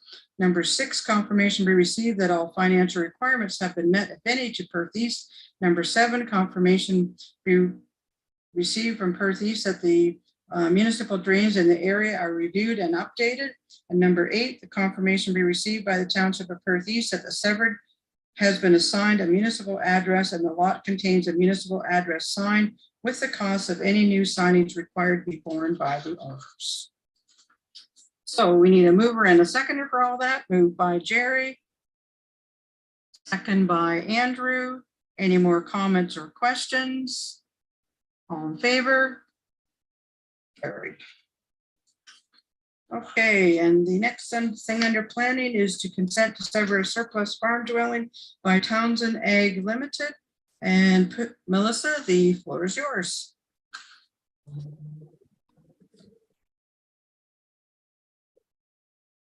Last application of the night, I promise. Okay, we can see that. Okay, all good. Okay. This is an application, severance application for the address is 2280 line 37 in Perth East by Townsend Ag, Ross Townsend and Keith Townsend for the purpose of severing a dwelling that is surplus to a farming operation. The applicant owns another farm in Perth County. The home farm is located at 1834 line 34 and contains a dwelling, cash crop and livestock operation, and various outbuildings. The land subject to the severance, which you see on the screen, contains a single detached dwelling and is used for cash crop, accessory structures, and a barn. The subject land has an area of approximately 41.05 hectares and is fronting the north side of line 37. The proposed severed lot would have 51.49 meters of frontage on line 37 in an area of 4,145 square meters. The lot shape would be rectangular. The proposed severed lot would contain the existing detached dwelling, accessory storage building, driveway, and water and septic services. The existing agricultural livestock and the accessory structure on the retained lot will be demolished. A condition has been added to remove these buildings to formalize the process. The proposed retained farm lot would have just over 400 meter of frontage and a lot area of remaining lot area of 40.6 hectares and will be vacant. The operator owns another farm, as I said earlier, on 1834 line 34. Both the home farm and the surplus farm contain a residence. Both are occupied and in good condition. As a result of the subject lands are used for cash crop production, and as a result of the consolidation, the dwelling will be severed from the existing farm, and there will be no change to the agricultural use. The provisions of MDS 1 requirements do not apply to the creation of a new lot for a residence surplus to a farming operation with regards to the existing barns in the vicinity, nor to the retained lot in this case, as the existing barn and outbuildings will be removed. The proposed severed lot has been kept to the minimum size required to accommodate the residential use. None of the cultivated lands will be located on the proposed severed lot, and it would not contain any livestock housing structures. And one more slide. Here are the images of the residence and the proposed accessory structure to be severed. Staff have no objection to the proposed consent to sever a surplus farm dwelling lot. Conditions of consent have been included to ensure that the proposed severed and retained lots are brought into compliance with the local zoning bylaw, and that the appropriate agreement is registered on title with respect to regulating future use of the farm lot. The application is consistent with the PPS, conforms with the applicable policies of the County of Perth official plan, and represents good planning. This concludes my presentation. Thank you. Okay, thanks, Melissa. Any questions of the report? Daryl? Yeah, no, thanks, Melissa. The easement on the hydro there's been a few like this. I'm just trying to, is this common or not? I know it was borderline, to keep that included with the severance. I know there's probably about 75 feet extra in there. It would have been another 1/8 of an acre or so. I'm suspecting this is something we're looking into doing, more easements, is it? I know like we've done ground loops out in field, and we actually include those ground loops, like they'd be away an easement to a ground loop and then include it. It gets real complicated. Is hydro easement, is this? That is correct. Yes, Councillor Hurlick. Yes, that you're absolutely correct. That is in order to sort of minimize the lot. We had to kind of contain the parameters of the lot, but also make it functional. So, and in this particular case, it would have, created like a much bigger lot had we kind of kept it to or tried to include the wires and the overhangs and all that. And this is a necessary service. So I think whenever there's a possibility to create easements, whether they're for access or services or utilities, I think that's like a prudent way to go about this business. Now, is that hydro service hydro or the property owners? Where's the do you know for sure? I don't know for sure, but this is something that will be determined between the proponent and the utilities. We will be happy if this is not required. We'll be happy to remove the condition, right? But just as a precaution, we're kind of putting it in the list of conditions, adding it to the list of conditions so that we can track it, and if it's not necessary, we'll remove it. Okay. If it ends up being required, that there shouldn't be any issue with adding this easement. Okay, thank you. Okay, other questions? If there are no more questions, then we have a motion that the Council of the Township of Perth East received a report prepared by the planner dated September 8, 2022, entitled Consent to Sever Surplus Farm Dwelling B30-22 by Townsend Ag Limited, Ross W. Townsend Limited, Keith Townsend Limited, affecting lands described as Concession 3, West Part Lot 22, East Part Lot 23, Northeast Hope Ward, Township of Perth East, 2280, line 37, Gads Hill, for information. And that council recommend that the County of Perth Land Division Committee or its designate approve consent application B30-22, subject to the following conditions. And there are 11 conditions, and I'll give you the Reader's Digest version once again. Number 1, confirmation be received from the solicitor that that the certificate of the official be scanned and attached to the electronic registration of the transfer. Number 2, that the county be provided with a description that is consistent with the application and equal to that required for registration of a deed/transfer or other conveyance of interest in land under the provisions of the Registry Act or the Land Titles Act. Number 3, confirmation be received by the Perth County Land Division Secretary Treasurer that the notice sign and the sign frame posted on the subject property has been returned to the issuing municipality within 30 days of the decision of the Land Division Committee. Number 4, that the confirmation be received that the property owner entered into an agreement with the County of Perth to prohibit any new permanent residential dwellings on the retained farm lot. Number 5, that confirmation be received that the owner has registered an easement for utilities over the retained lot in favor of the severed lot as required. Number 6, that Township of Perth East confirm that all taxes have been paid in full. Number 7, Township of Perth East confirm that all financial requirements have been met. Number 8, confirmation from the Township of Perth East that the municipal drains in the area have been reviewed and updated. Number 9, confirmation from the Township of Perth East that amendment to the Township of Perth East implementing zoning bylaw has been adopted to zone the proposed severed lot to permit only a dwelling and accessory uses, buildings and structures, a home occupation, a bed and breakfast establishment and to zone the retained farm lot to prohibit any new permanent residential dwellings and to zone the proposed severed lot and retained farm lot to recognize any zoning deficiencies that may occur as a result of the severance. Number 10, confirmation from Township of Perth East that the existing agriculture, livestock, accessory buildings in the immediate vicinity of the severed lot have been demolished. And number 11, a confirmation from the Township of Perth East that the retained farm lot has been assigned a municipal address and the lot contains a municipal address sign with the cost of any of this new signage required be borne by the applicants. We need a mover and a seconder for all that. Moved by Amanda, second by Hugh. Any more comments or questions? All in favor? Carried. Okay, we had a lot of planning tonight. Thanks everyone for that. Now we're going to move on. The next on our agenda is the CAO, and the first item is the amended training and development policy. Mike? Sorry, Mayor, I guess there's one more planning report from. Oh, I'm sorry. Yes, I'm jumping ahead.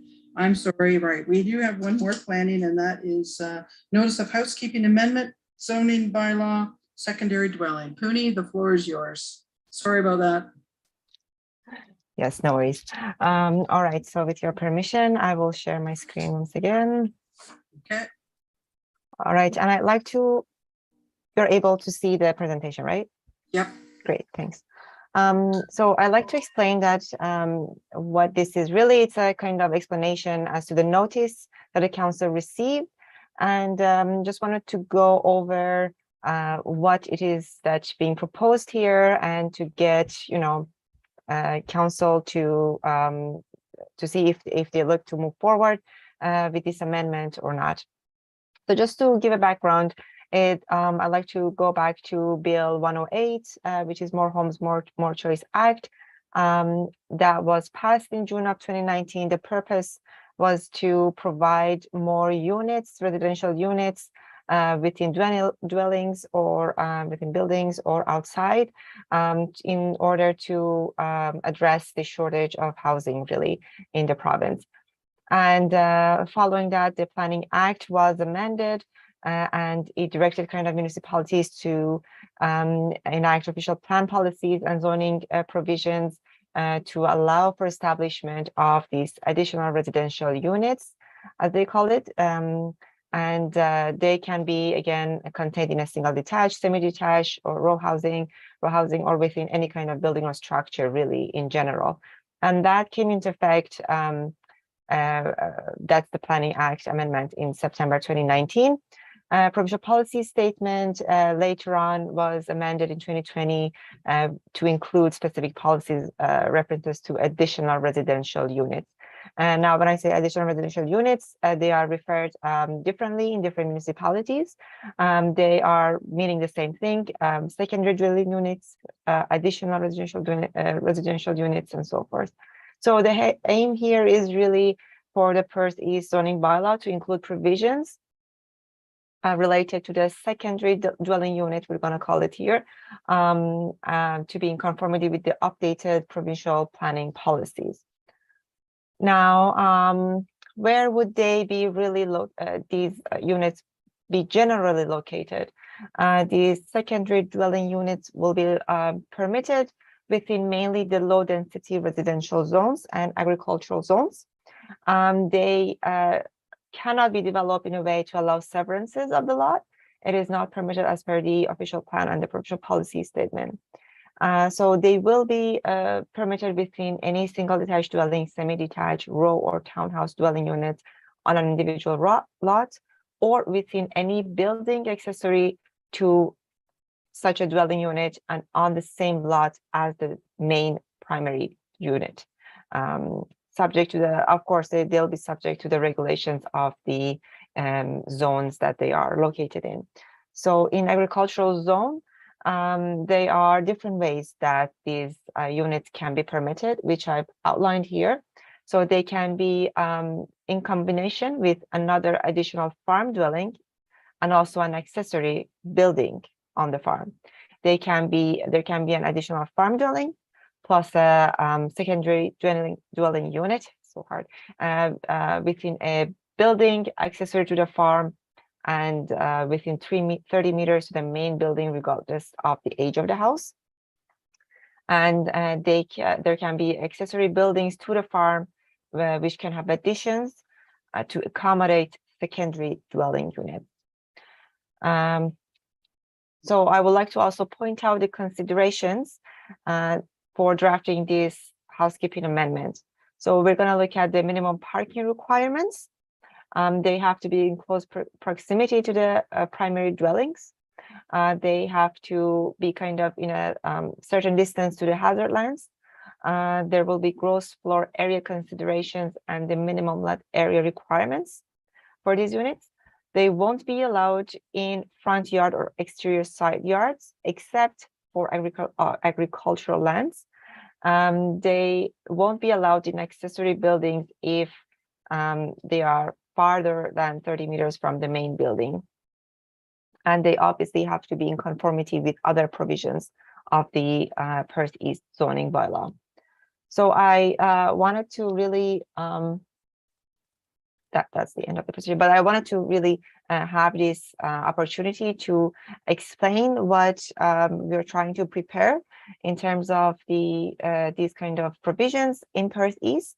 And once we have the recommendation from the council to proceed with this provision, then I will go ahead with the public meeting, and there will be a draft of this zoning bylaw amendment that will be presented to the council and the public for comments. But the purpose really tonight was to explain further on the background and what it is that we are trying to achieve. Thank you.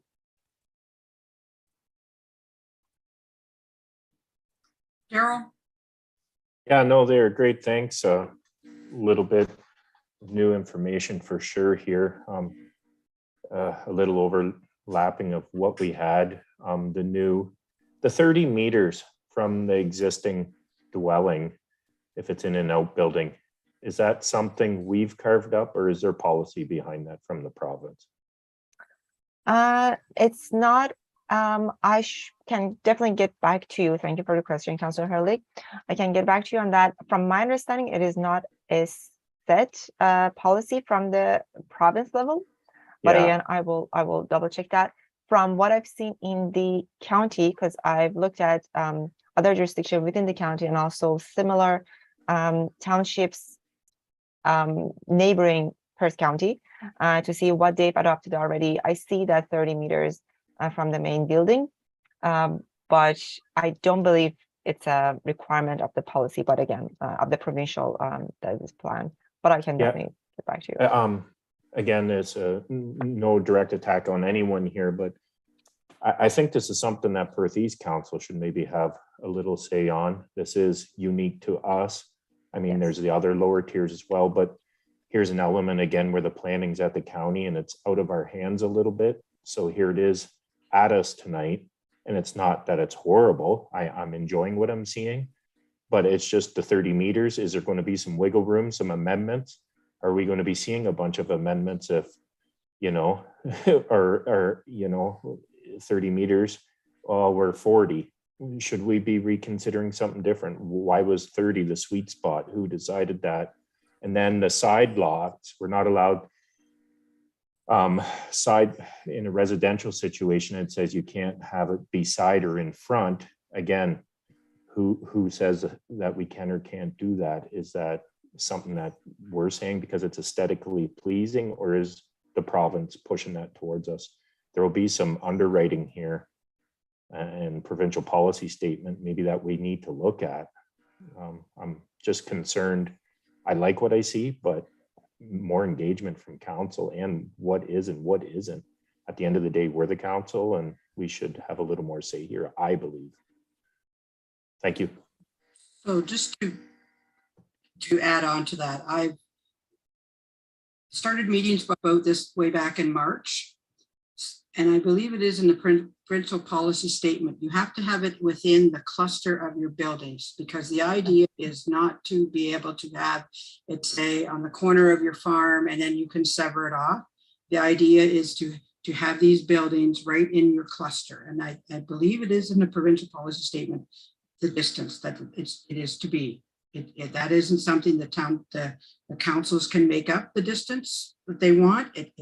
We are regulated what it has to be. Already west, north, and south already have bylaw zoning amendments to allow this. West and south did it in 2019. North Perth did it in this year of 2022. And now we're looking to do it in Perth East. So what it's more to do for me is that people can bring a mobile home. They can bring what we call a portable house and add it on. Or you can have a garden suite. You can do it in the communities too. But I think there is there's several stipulations what you can do, like shared driveway, shared well, maybe a septic, or possible each of your own septic. But this is something that the other municipalities, Sally and I have had a few discussions about this already, and there is criteria that we have to meet. We just can't make whatever we want within our own. So this tonight is just for information.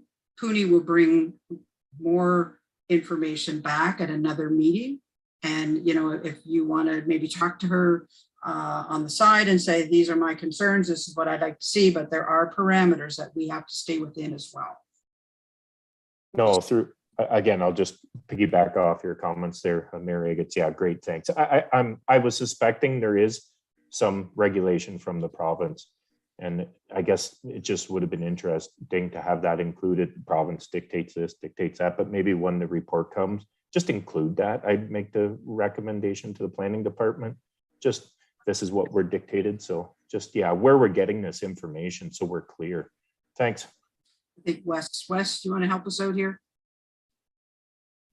Yeah, and through your worship, just reflecting the requirements in the building code, you're absolutely correct, Mary. I guess the key word there is secondary. So this is to be secondary to the main dwelling in this situation. So the idea is that they do share the same well. So the 30 meters really points to the fact that it's a secondary dwelling. Most areas in Ontario municipalities have already adopted the secondary dwelling provisions in their zoning bylaws. So I just wanted to mention that the Ontario Building Code does give a definition there for the secondary dwelling, like you mentioned, within the cluster of houses. So that's all I wanted to say. Okay, thanks, Wes. Amanda? Just wanted to share for council's awareness. I've recently received an inquiry from Alice Ward on this very matter. And so just wanted to bring awareness that there is certainly interest and inquiries happening in Ellis for this type of thing. And again, just reiterating, I think there was some confusion given that some of our neighboring municipalities already have this. And so it's a bit of a sort of a housekeeping matter. So I just wanted to bring that forward for awareness to make it known that we have had some recent inquiries on this very subject. Okay, any other questions, Andrew? Yes, thank you, Mayor. It's time for implementation before this would be, assuming everything goes well, are we talking before the end of the year, or how long do we think this will take? Thank you, Councillor McAlpine. Yes, so the hope is that it will be completed before the end of the year. Yes. I'm hoping for the first meeting in October. Same. Okay, Wes? Yeah, thank you, Mayor. I just wanted to reverberate Councillor Broadhagen's comment there. There are many inquiries regarding the secondary suites and where we are at with that. So I just wanted to mention that that is something that we do receive those requests and questions all the time. Thank you. Okay, any more questions? If no more questions, we have a motion that the Council of the Township of Perth East receive a report entitled Notice of Housekeeping Amendment to the Perth East Zoning Bylaw, Secondary Dwelling Units dated September 8, 2022, prepared by the County Planner for information, and that the Council approve recommendation of the zoning bylaw amendment for adding a provision of secondary dwelling unit, and that Council directs staff to circulate a notice of public meeting for adopting the new zoning bylaw provision related to second dwelling units. We have a mover and a seconder, moved by Jeremy, second by Andrew. Any more comments or questions? All in favor? Carried. Okay, now we are done planning, right, Eric? If we can move on to our other reports. Okay, so the first one is under the CAO, and it's the amended training and development policy. And Mike, the floor is yours. Thank you, Mayor. I guess I'll try to be succinct for council to move us along. First of all, I want a couple points of clarification. The intent of this policy is for it to apply to staff. Council already has a separate remuneration and expense policy that talks to council conference attendance, workshop, seminars separate to that. There is a section within this policy, it's on page 394 of your package, that makes reference to reporting requirements and lists township council members there. I think my intent post this meeting will be to actually remove that reference because I think it confuses the matter. So we'll be pulling that out. So I just wanted to clarify that. The policy itself is specific to our staff. And I certainly want to acknowledge the work that Ruth Ann in particular did as it relates to the policy. I think it creates an environment of both opportunity for our staff around training, which is super important, but it also has an accountability measure around that as well. So I think we all, as municipal staff, respect the fact that training opportunities are afforded us with taxpayer dollars. So we take it quite seriously, and there is an accountability measure within the policy to acknowledge that. So those are my points, and I'm sure if there's questions, Ruth Ann's here as well. So we can try to address them. Okay, any questions of the report? Nope, okay. We have a motion that the Council of the Township of Perth East receive the report entitled Amended Training and Development Policy dated September 8, 2022, prepared by the Human Resources Coordinator for information, and at Council revoke Policy 3-9 and approve the revised training and development policy. Mover and a seconder, moved by Jerry, second by Jeremy. Any more comments or questions? All in favor? Carries. Okay, and the second item is a site plan control delegation of authority. Mike, the floor is yours. Thanks again, Mayor. Again, try to be succinct with this. The report itself and what the recommendation is trying to address is two separate things. One is to ensure compliance with Bill 109 as it relates to delegation of site plan approval. Council made steps in 2020 to basically allow the CAO to make decisions, but also left a window open that there could be decisions that came in front of council. Bill 109 eliminates that option. So that's one thing that we're trying to address. The other part is really to try and increase customer service as it relates to site plan. And you know, tonight we have a great example. If we look at our bylaws, we've got the bylaw related to Bachran Farms, the Runstadler family farm. They started on their planning mission June of last year, and we're now looking to pass the site plan agreement bylaw here in September. So I'm looking for, and I think council supports opportunities where we can try and speed process around planning as best we can without skipping steps. There are requirements that we must meet. So that's the intent of the recommendation, to keep us in compliance with Bill 109, but also look for ways to streamline approval process as it relates to site plan. Any questions, I'll do my best to address them. Thank you. Okay, any questions of the report? Jerry? Yeah, thanks, Mike. This would be great moving forward.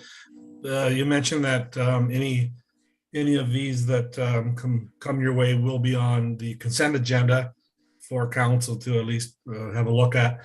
So then at that point, if council has any concerns, or we're able to remove that item from the consent agenda, discuss, talk. What happens if we come 7-0 vote that we don't approve this site plan? What, as long as there's provisions in this to help with that. Through you, Mayor, it's really great question, Councillor Smith, as it relates to kind of the process. What the delegation really is doing is putting a lot of onus on me as the CAO to say, hey, yeah, I'm comfortable. Let's move forward with approval agreement and let's drive on.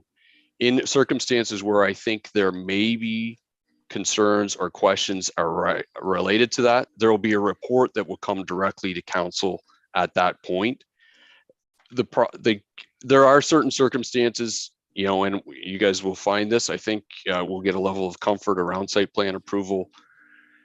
The time frames associated with them make it the impetus on me and the planning staff and the rest of our staff to make sure we're reviewing and approving these quickly.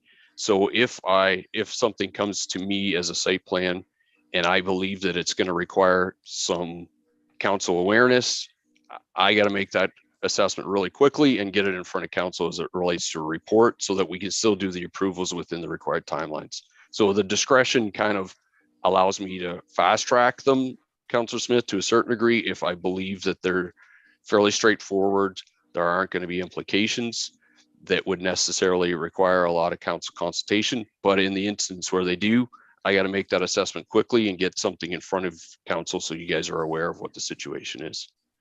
Thank you. Okay, Daryl?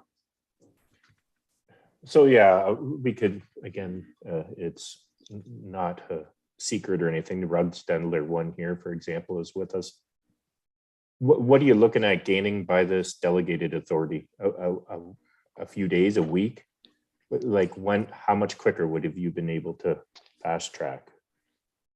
Is what I'm getting at. Sure, fair question, Councillor Herlick. The Runstadler one, as an example, appeared in front of me, the actual site plan itself, 3 weeks ago. So in theory, yeah, it would have been approved 3 weeks prior. It's probably not a great example. There are certain circumstances where zoning's in place. Let's say there's no official plan requirements, where a site plan may be required that council won't have seen at all. And in those circumstances, that's when I have to make the assessment that I spoke with Councillor Smith. In a lot of other circumstances, Councillor Herlick, there's been the official plan, there's been the zoning. You guys have seen the application, you've seen a lot of it already, and bringing it back for site plan agreement is like drilling nails into a wall over and over and over again. You've seen it, you know what's happening, and now we're holding up the proponent for 3 weeks when council's already kind of endorsed it. So it's maybe not a ton of time, to be honest, but it is a little bit of time, and the approval process, yeah, it allows that to happen a little more quickly on their end. I'll just ask one quick follow up here with the same thing to the CBO. Do you find yourself, Wes, getting dragged into this too and taking a little flack? I think from a staff standpoint, it's a collective effort. Like Mike represents the fire chief, public works building. We're a team. When that site plan hits his desk, I think that we've looked at it from every angle to the best of our ability to ensure that it meets the site plan control bylaw. And as it relates to the site plan design guidelines, do I see the process being bogged down? I would say that it's probably a way to expedite some of the ones that are out in the rural areas where there aren't a lot of implications in an urban setting. So I think that's maybe the intent. Maybe I'm wrong. But I think it's just the intent of this is to serve the ratepayer better. Yes, and that's what I'm getting at in my head too. Thanks, guys. Thank you. Any more questions? Just to refresh everyone, in 2020, we did delegate the CAO to be able to do site plans unless there was something that they felt that should need to come to council.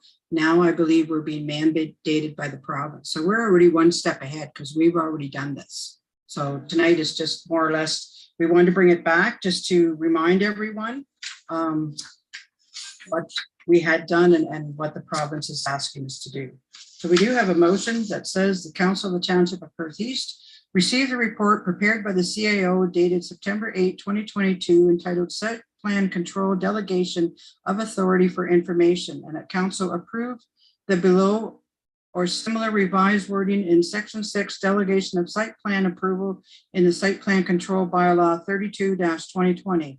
The powers and authority given to council under section 41 of the Planning Act are hereby delegated to the Chief Administrative Officer, CAO, for the township or designate. The CAO shall approve plans and drawings, impose conditions, require and enter into agreements on behalf of the township as deemed necessary. We have a mover and a seconder for that. Moved by Hugh, second by Jerry. Any more comments or questions? All in favor? Carried. Okay, thanks, Mike. Now we'll move to clerk, and the first thing on the clerk is a 2023 meeting schedule for council and budget. Eric, the floor is yours. Thank you, Mayor. So yes, as council sees in the report, we have the 2023 regular council and budget advisory committee meeting schedule. The most significant changes are we are proposing a 6 p.m. start during the winter months from December all the way until the end of April. The other major change is that summer months, so July and August, will have 2 regular meetings of council, which may at that date or at that time be suspended or canceled by council if there's not enough business to conduct. If there's any questions, I can happily answer. Okay, questions of the report, Hugh? Yeah, it was a good report, but I know for myself, like I work until 5. Daryl's at the bottom end of the township. Jeremy has family. I just don't think that for a lot of us that we can get to Milverton by 6 o'clock. I don't know if 6:30 would work for people, but I'm open to what anybody else has to say. Okay, Eric. Sorry, yes, I should have mentioned too that once council chambers is up and running again, we are going to be moving towards a hybrid style. So councilors and staff will be able to ideally report to council meetings in person or virtually. Okay, Jerry.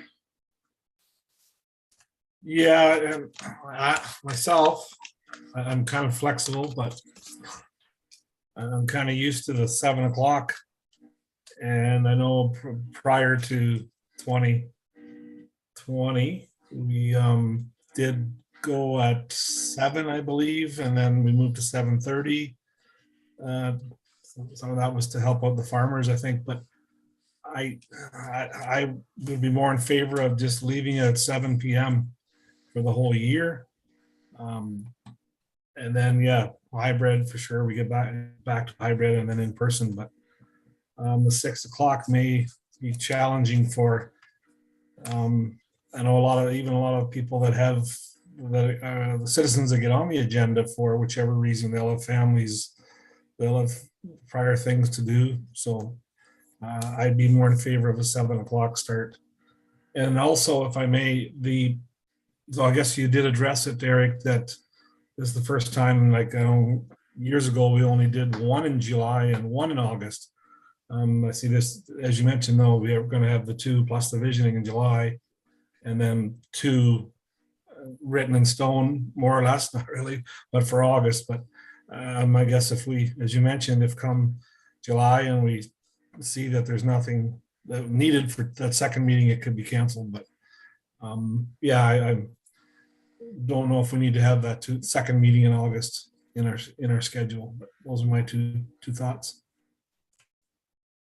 We just thought it would be easier to put the meetings in now and then cancel them. Like, so if there's something time sensitive, we've got the date set. If we don't need it, yeah, we can cancel them. Or if we find out that a meeting's going to be super long, like tonight, we had a lot of planning issues and things to go over, then we can use something. So it's not totally written in stone, but it's just the idea that they're there, that people know about them. It's easier to cancel them than to add them.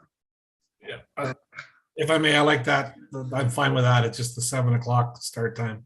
I know where staff's coming from for the 6 o'clock, but my thoughts are 7 start. Okay.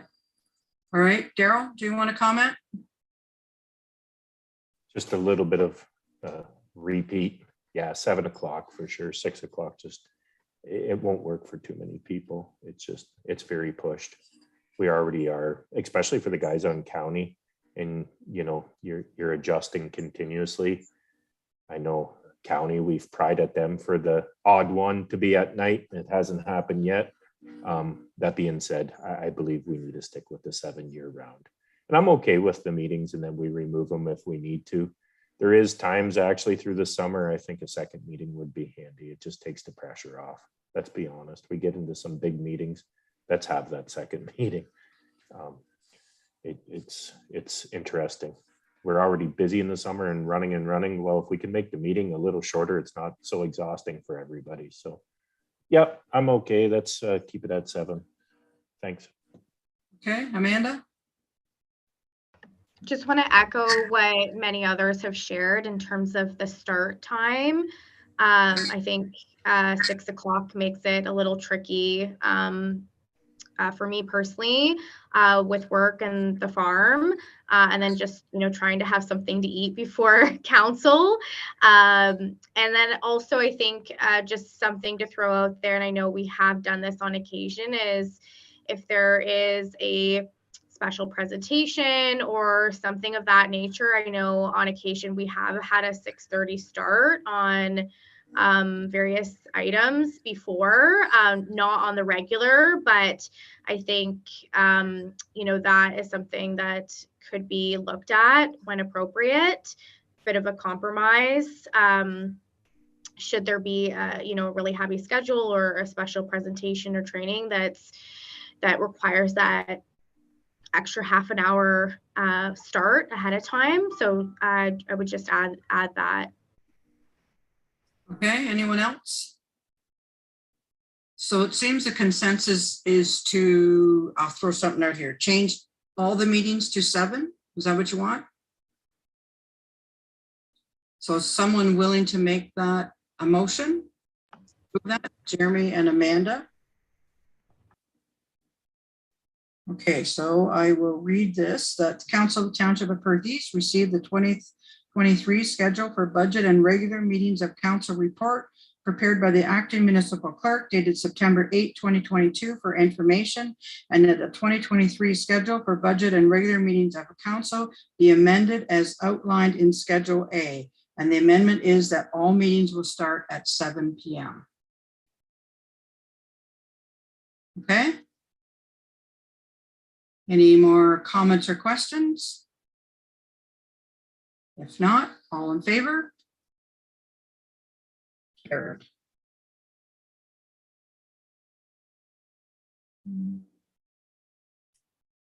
Just give me a second here. If I may too, Eric, just for your report, the AMO conference is actually in London next year. Report, no, it's Ottawa. Next year it's in London. 24, it's back in Ottawa. Perfect. Thank you, Jerry. Okay. Okay, so, and then we will go to our next report for the clerk is a delegation of municipal significant events and catering requests. Eric, the floor is yours. Thank you. So yeah, this report is to help with our level of service. Council has often seen some AGPO requests or some requests for liquor licenses for special events only. So with that, part of the AGCO, they require either a resolution of council or a letter from a delegated authority. So with the council meeting schedule being rather rigid, it can often be tough for these individuals to get these requests into council on time when planning their events. We've had a few come in that just simply weren't able to go on the agenda when they needed to. So the thought is that the clerk or designate would be delegate that authority.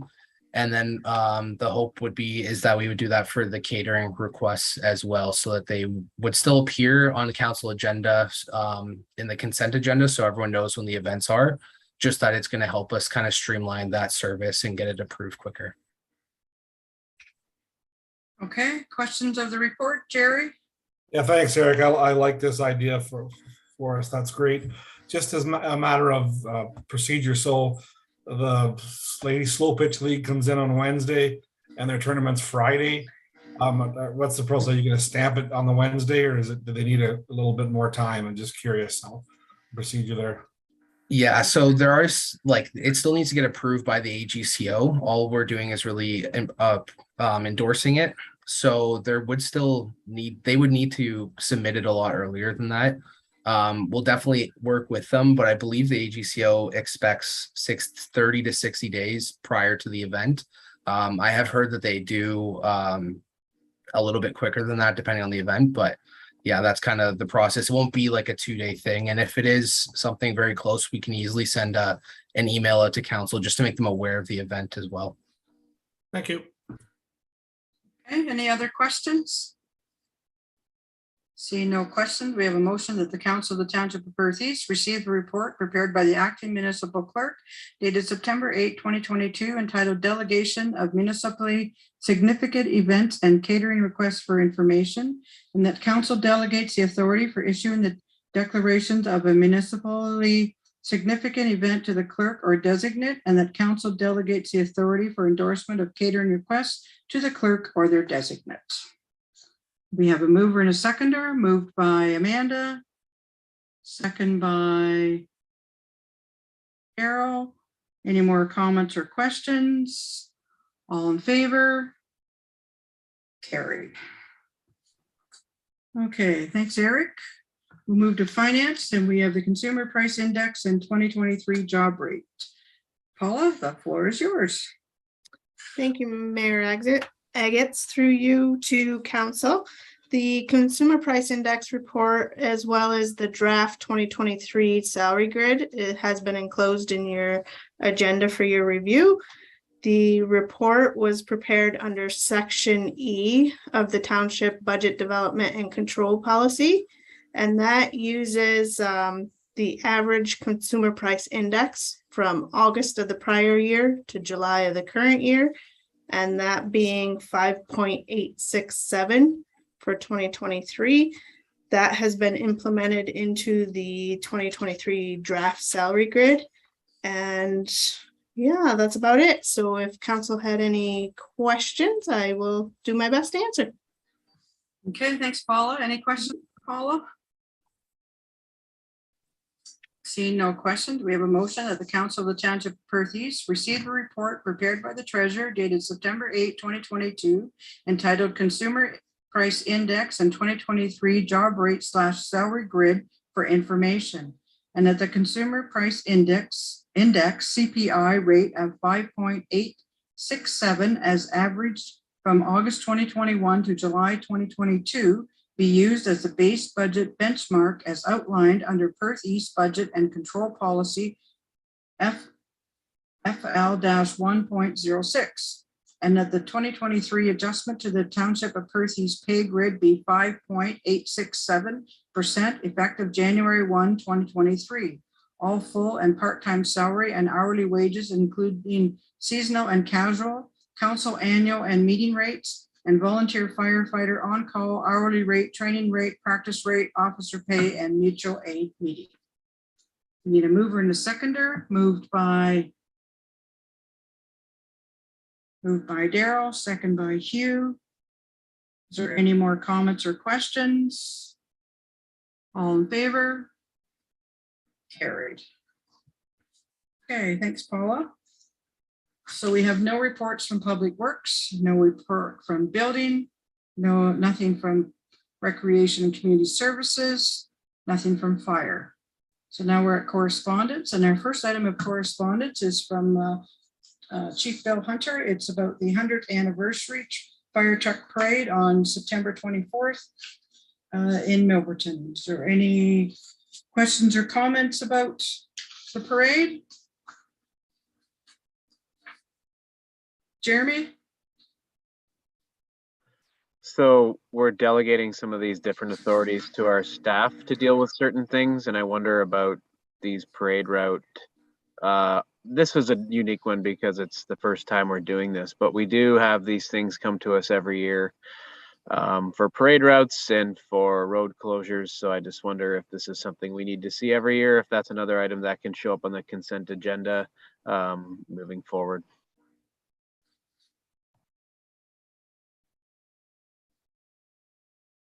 Anybody want to answer that, or we'll just take that into consideration? Mike?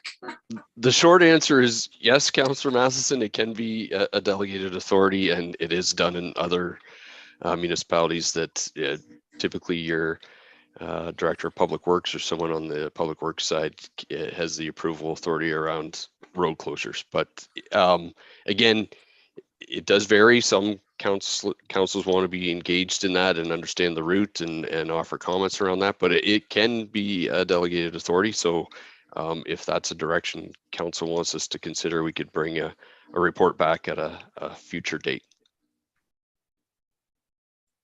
Jeremy? Yeah, I'd like to see a report on that on a future date. There's been times I've requested a road closure and it was pretty last minute and I kind of forgot about it, but it's something that happens every year. So sometimes it's not enough to cram it onto a council agenda if there's not enough time. So I think having some sort of report on that would be helpful. Thanks.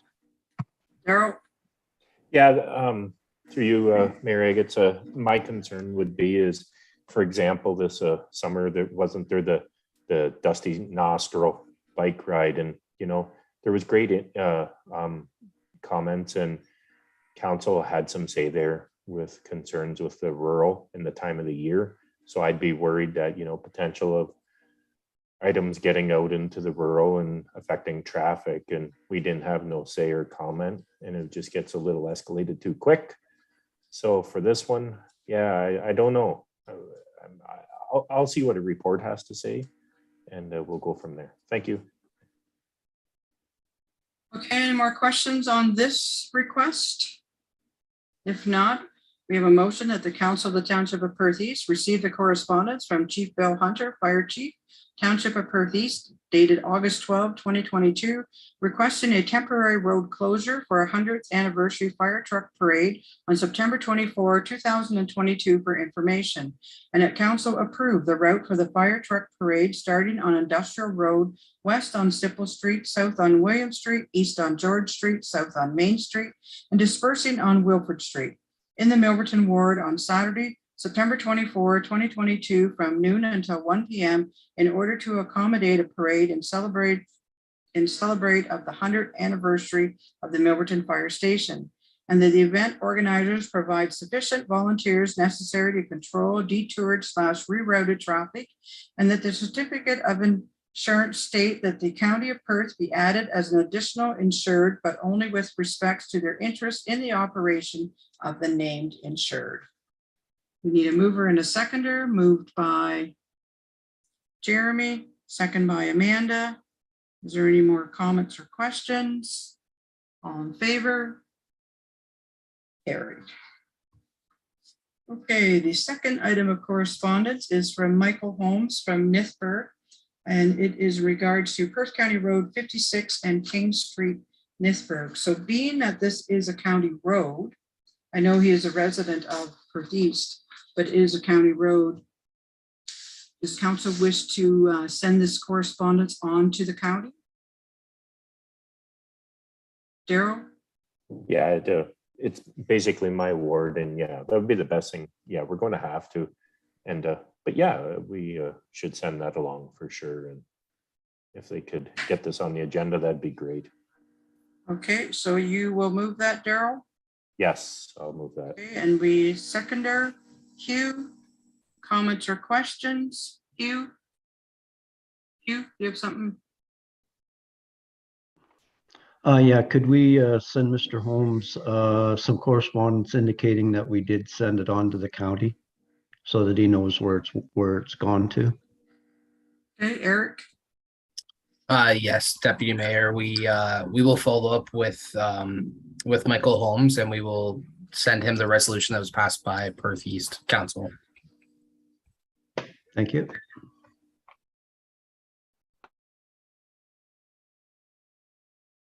Okay, so we do have a motion, and the motion is at the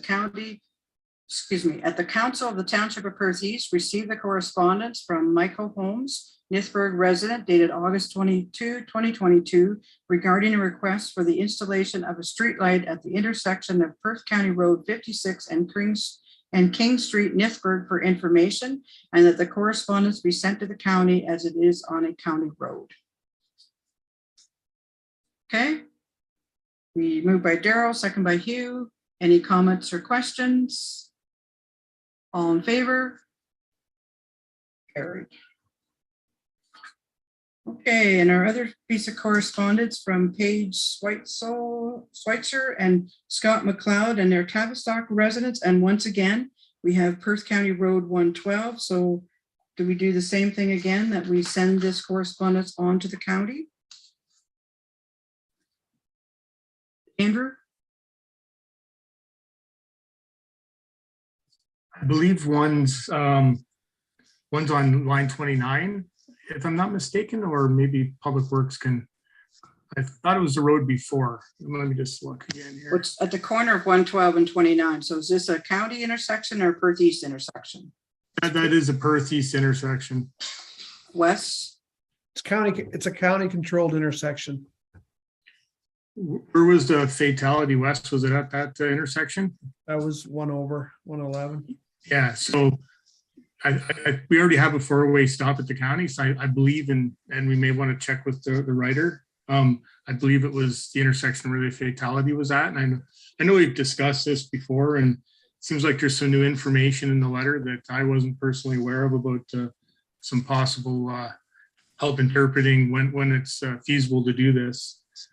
So I'd like to move this to go to staff for that, and if we need to follow up for clarity with the writer letter, the letter writer, that's great. The second paragraph in the letter indicates that they would like regrading of Road 112, temporary signs with a message, look light twice, save a life. The third paragraph also indicates a four-way stop at line 29 and Road 12 should be installed. So I believe it is county. If it's their intersection, then it's up to the county, because that's what staff will bring back. I think I would suggest that it gets sent to the county for them to review, and if a four-way stop is at 112 and line 29, then we can look at it for the municipality as well. But my thought would be to send it to the county first. If I may. Go ahead, Andrew. There's some talk to, a lot of people are obviously upset about the fatality there. Rumble strips, or even the residents who live in the area, you know, we've talked about that before. I'd like if we could inquire on that also. I know there's some negatives to that, but there may also be some positives in this case. So there's been lots of accidents, but in this case, this is the first time we've had a tragedy like this. So it'd be nice to kind of move ahead on it. So rumble strips too, please investigate. Carol? No, great, thanks. Rumble strips has always been something I would like to see more of. I know there is setbacks from housing and recommendations. That being said, I do a lot of trucking and I get around. I'm thinking there's new styles of rumble strips out there that don't necessarily make the noise, but the vibration. I came across a few of them. So maybe there is something there. I don't want to step on Public Works or the county for that matter, but just a mental note, is there something new? Is there new rumble strips available that don't give off the vibration noise, but shake the vehicle? So that's something to put in your back pocket. But yeah, four-way stop there at Meadows again. I mean, as much as they do save it, it's all adding cost, right? These are the issues with roundabouts and four-way stops, and that's typically on county roads why there is the provincial legislation, and fatalities happen and it sucks, but they look at the volume and make the call. That being said, 29 in Meadows there, I've talked with Mr. Meadows on this.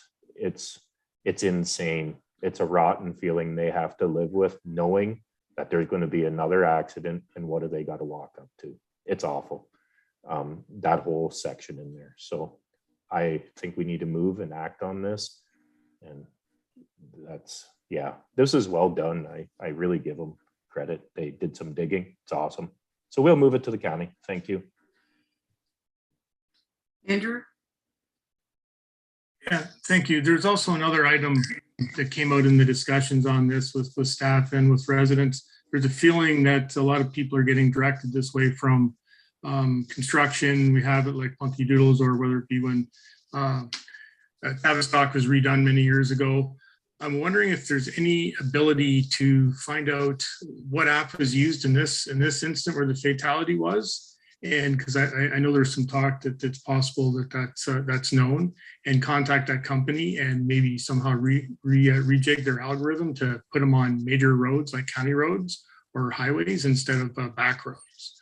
So I'd like us to investigate that too, please. Okay, just further to I've heard that too, Andrew, that Google or Google Maps or whatever you put in to get your road, it's taking them up line 29. So what's your wish then to do with this report? Well, we have the content of the letter, and then we have rumble strips as an addition, and see if there's any possibility of contacting the app provider who's sending everybody down our road. If that's a possibility, I don't know. I haven't tried myself, but so those three items: the contents of the email, rumble strips, and try and make a connection with whoever's sending the app provider or company who runs that. It's just going to continue, right? Yep. Jeremy? Yeah, and we're passing this on to the county, but it would be nice to get a report back so that we know what's actually happening there too, because I think sometimes we do refer people to county, and if we're not on county council, we don't always find out the outcome. So it would be good to get a bit of a report back just to hear what the outcome of this is from the county.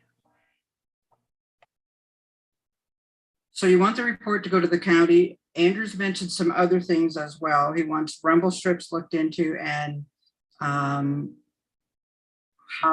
the mapping is.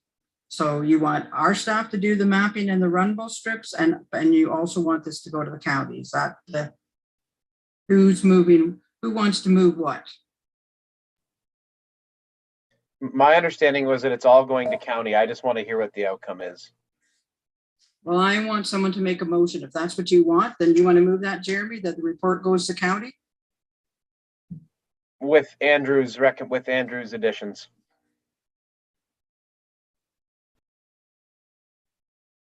So report goes to county council.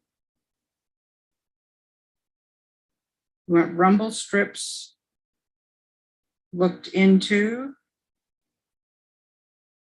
And how do you want the third one worded? The Online mapping, online mapping? delegate, yeah, during construction operation. How that works. I apologize. for Online mapping interrupting. for routes? For routes, is that what you wanted to say? Yep, all right, that's what we're going with. Who wants to move that and second it? Moved by Andrew. Second by Daryl. Any more comments or questions? Daryl? Just a comment. I apologize for just injecting there and just blabbing. That's okay. That's okay. I was looking for direction here. So, okay, any more comments or questions? If not, all in favor? Carried. Okay. We're moving to council and committee reports, and the first one is the my meeting log where I was for the month of August. And then we'll move to council report. Oh, sorry, any questions on where I was and what I did? No, okay, then we'll move to council reports. One thing that county council has done is we did have a special meeting on natural heritage, and that's all part of the official plan. And I think we've got some of the issues ironed out. We still have some work ahead of us yet, but we've got a lot of it figured out. So the official plan is there. I know they're working away at it, and hopefully by this fall, we're going to start seeing some of the documentation. So anyone else have, Daryl? Yeah, no, I was going to actually talk on the natural heritage component there again. Yeah, there is some good moving. Let's put it this way. There's full transparency happening around natural heritage. Letters are going to be out, media releases, I believe radio as well. Anybody who has potential changing, we've looked at some startup mapping, if you would. So anybody who may have a meadow or a significant feature adjustment, they are going to be notified. I believe it's in the tune of 2,700 people, ground truthing everything. So we are being very transparent. Planning's working well with us. And yeah, that is something, of course, as the official plan goes forward, that natural heritage component has been huge concern, and it's being very transparent. So I'm happy as well. So thank you. Good, thanks, Daryl. Jerry? Yeah, from the Milverton Business Association, which I sit on, they hosted a very successful Moonlight Madness a couple of weeks ago, in the middle of August. We presented the Pillar of the Community to Jennifer Laundrie. Well deserved.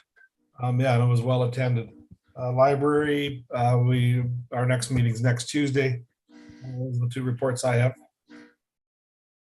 Okay, anyone else with any reports? If not, we have a motion that the mayor's meeting log dated August 22 and the verbal reports by members of council be approved as for information. Sorry, we have a mover and a second of that. Moved by Andrew, second by Amanda. Any more comments or questions? All in favor? Carried.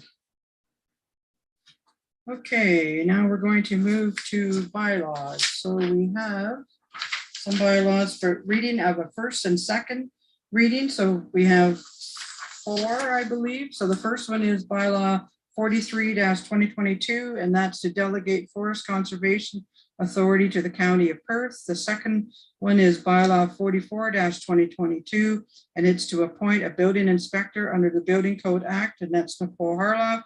The third one is bylaw 45, 2022, and that's a bylaw to authorize the signing of a site plan agreement with a Runstedler Family Farms Limited. And the fourth one is the bylaw 107-2022, a bylaw to provide for a drainage works known as Branch B of the Cameron Municipal Drain 2022. And these all are going to just be read a first and a second time. So we need a mover and a seconder for that. Moved by Amanda, second by Jerry. On the comments or questions, all in favor? Carried. Okay, we have three bylaws that we are going to read a third and a final time. And the first bylaw is 43-2022, and this is a bylaw to delegate Forest Conservation Authority to the County of Perth, and that was item 11.1.1.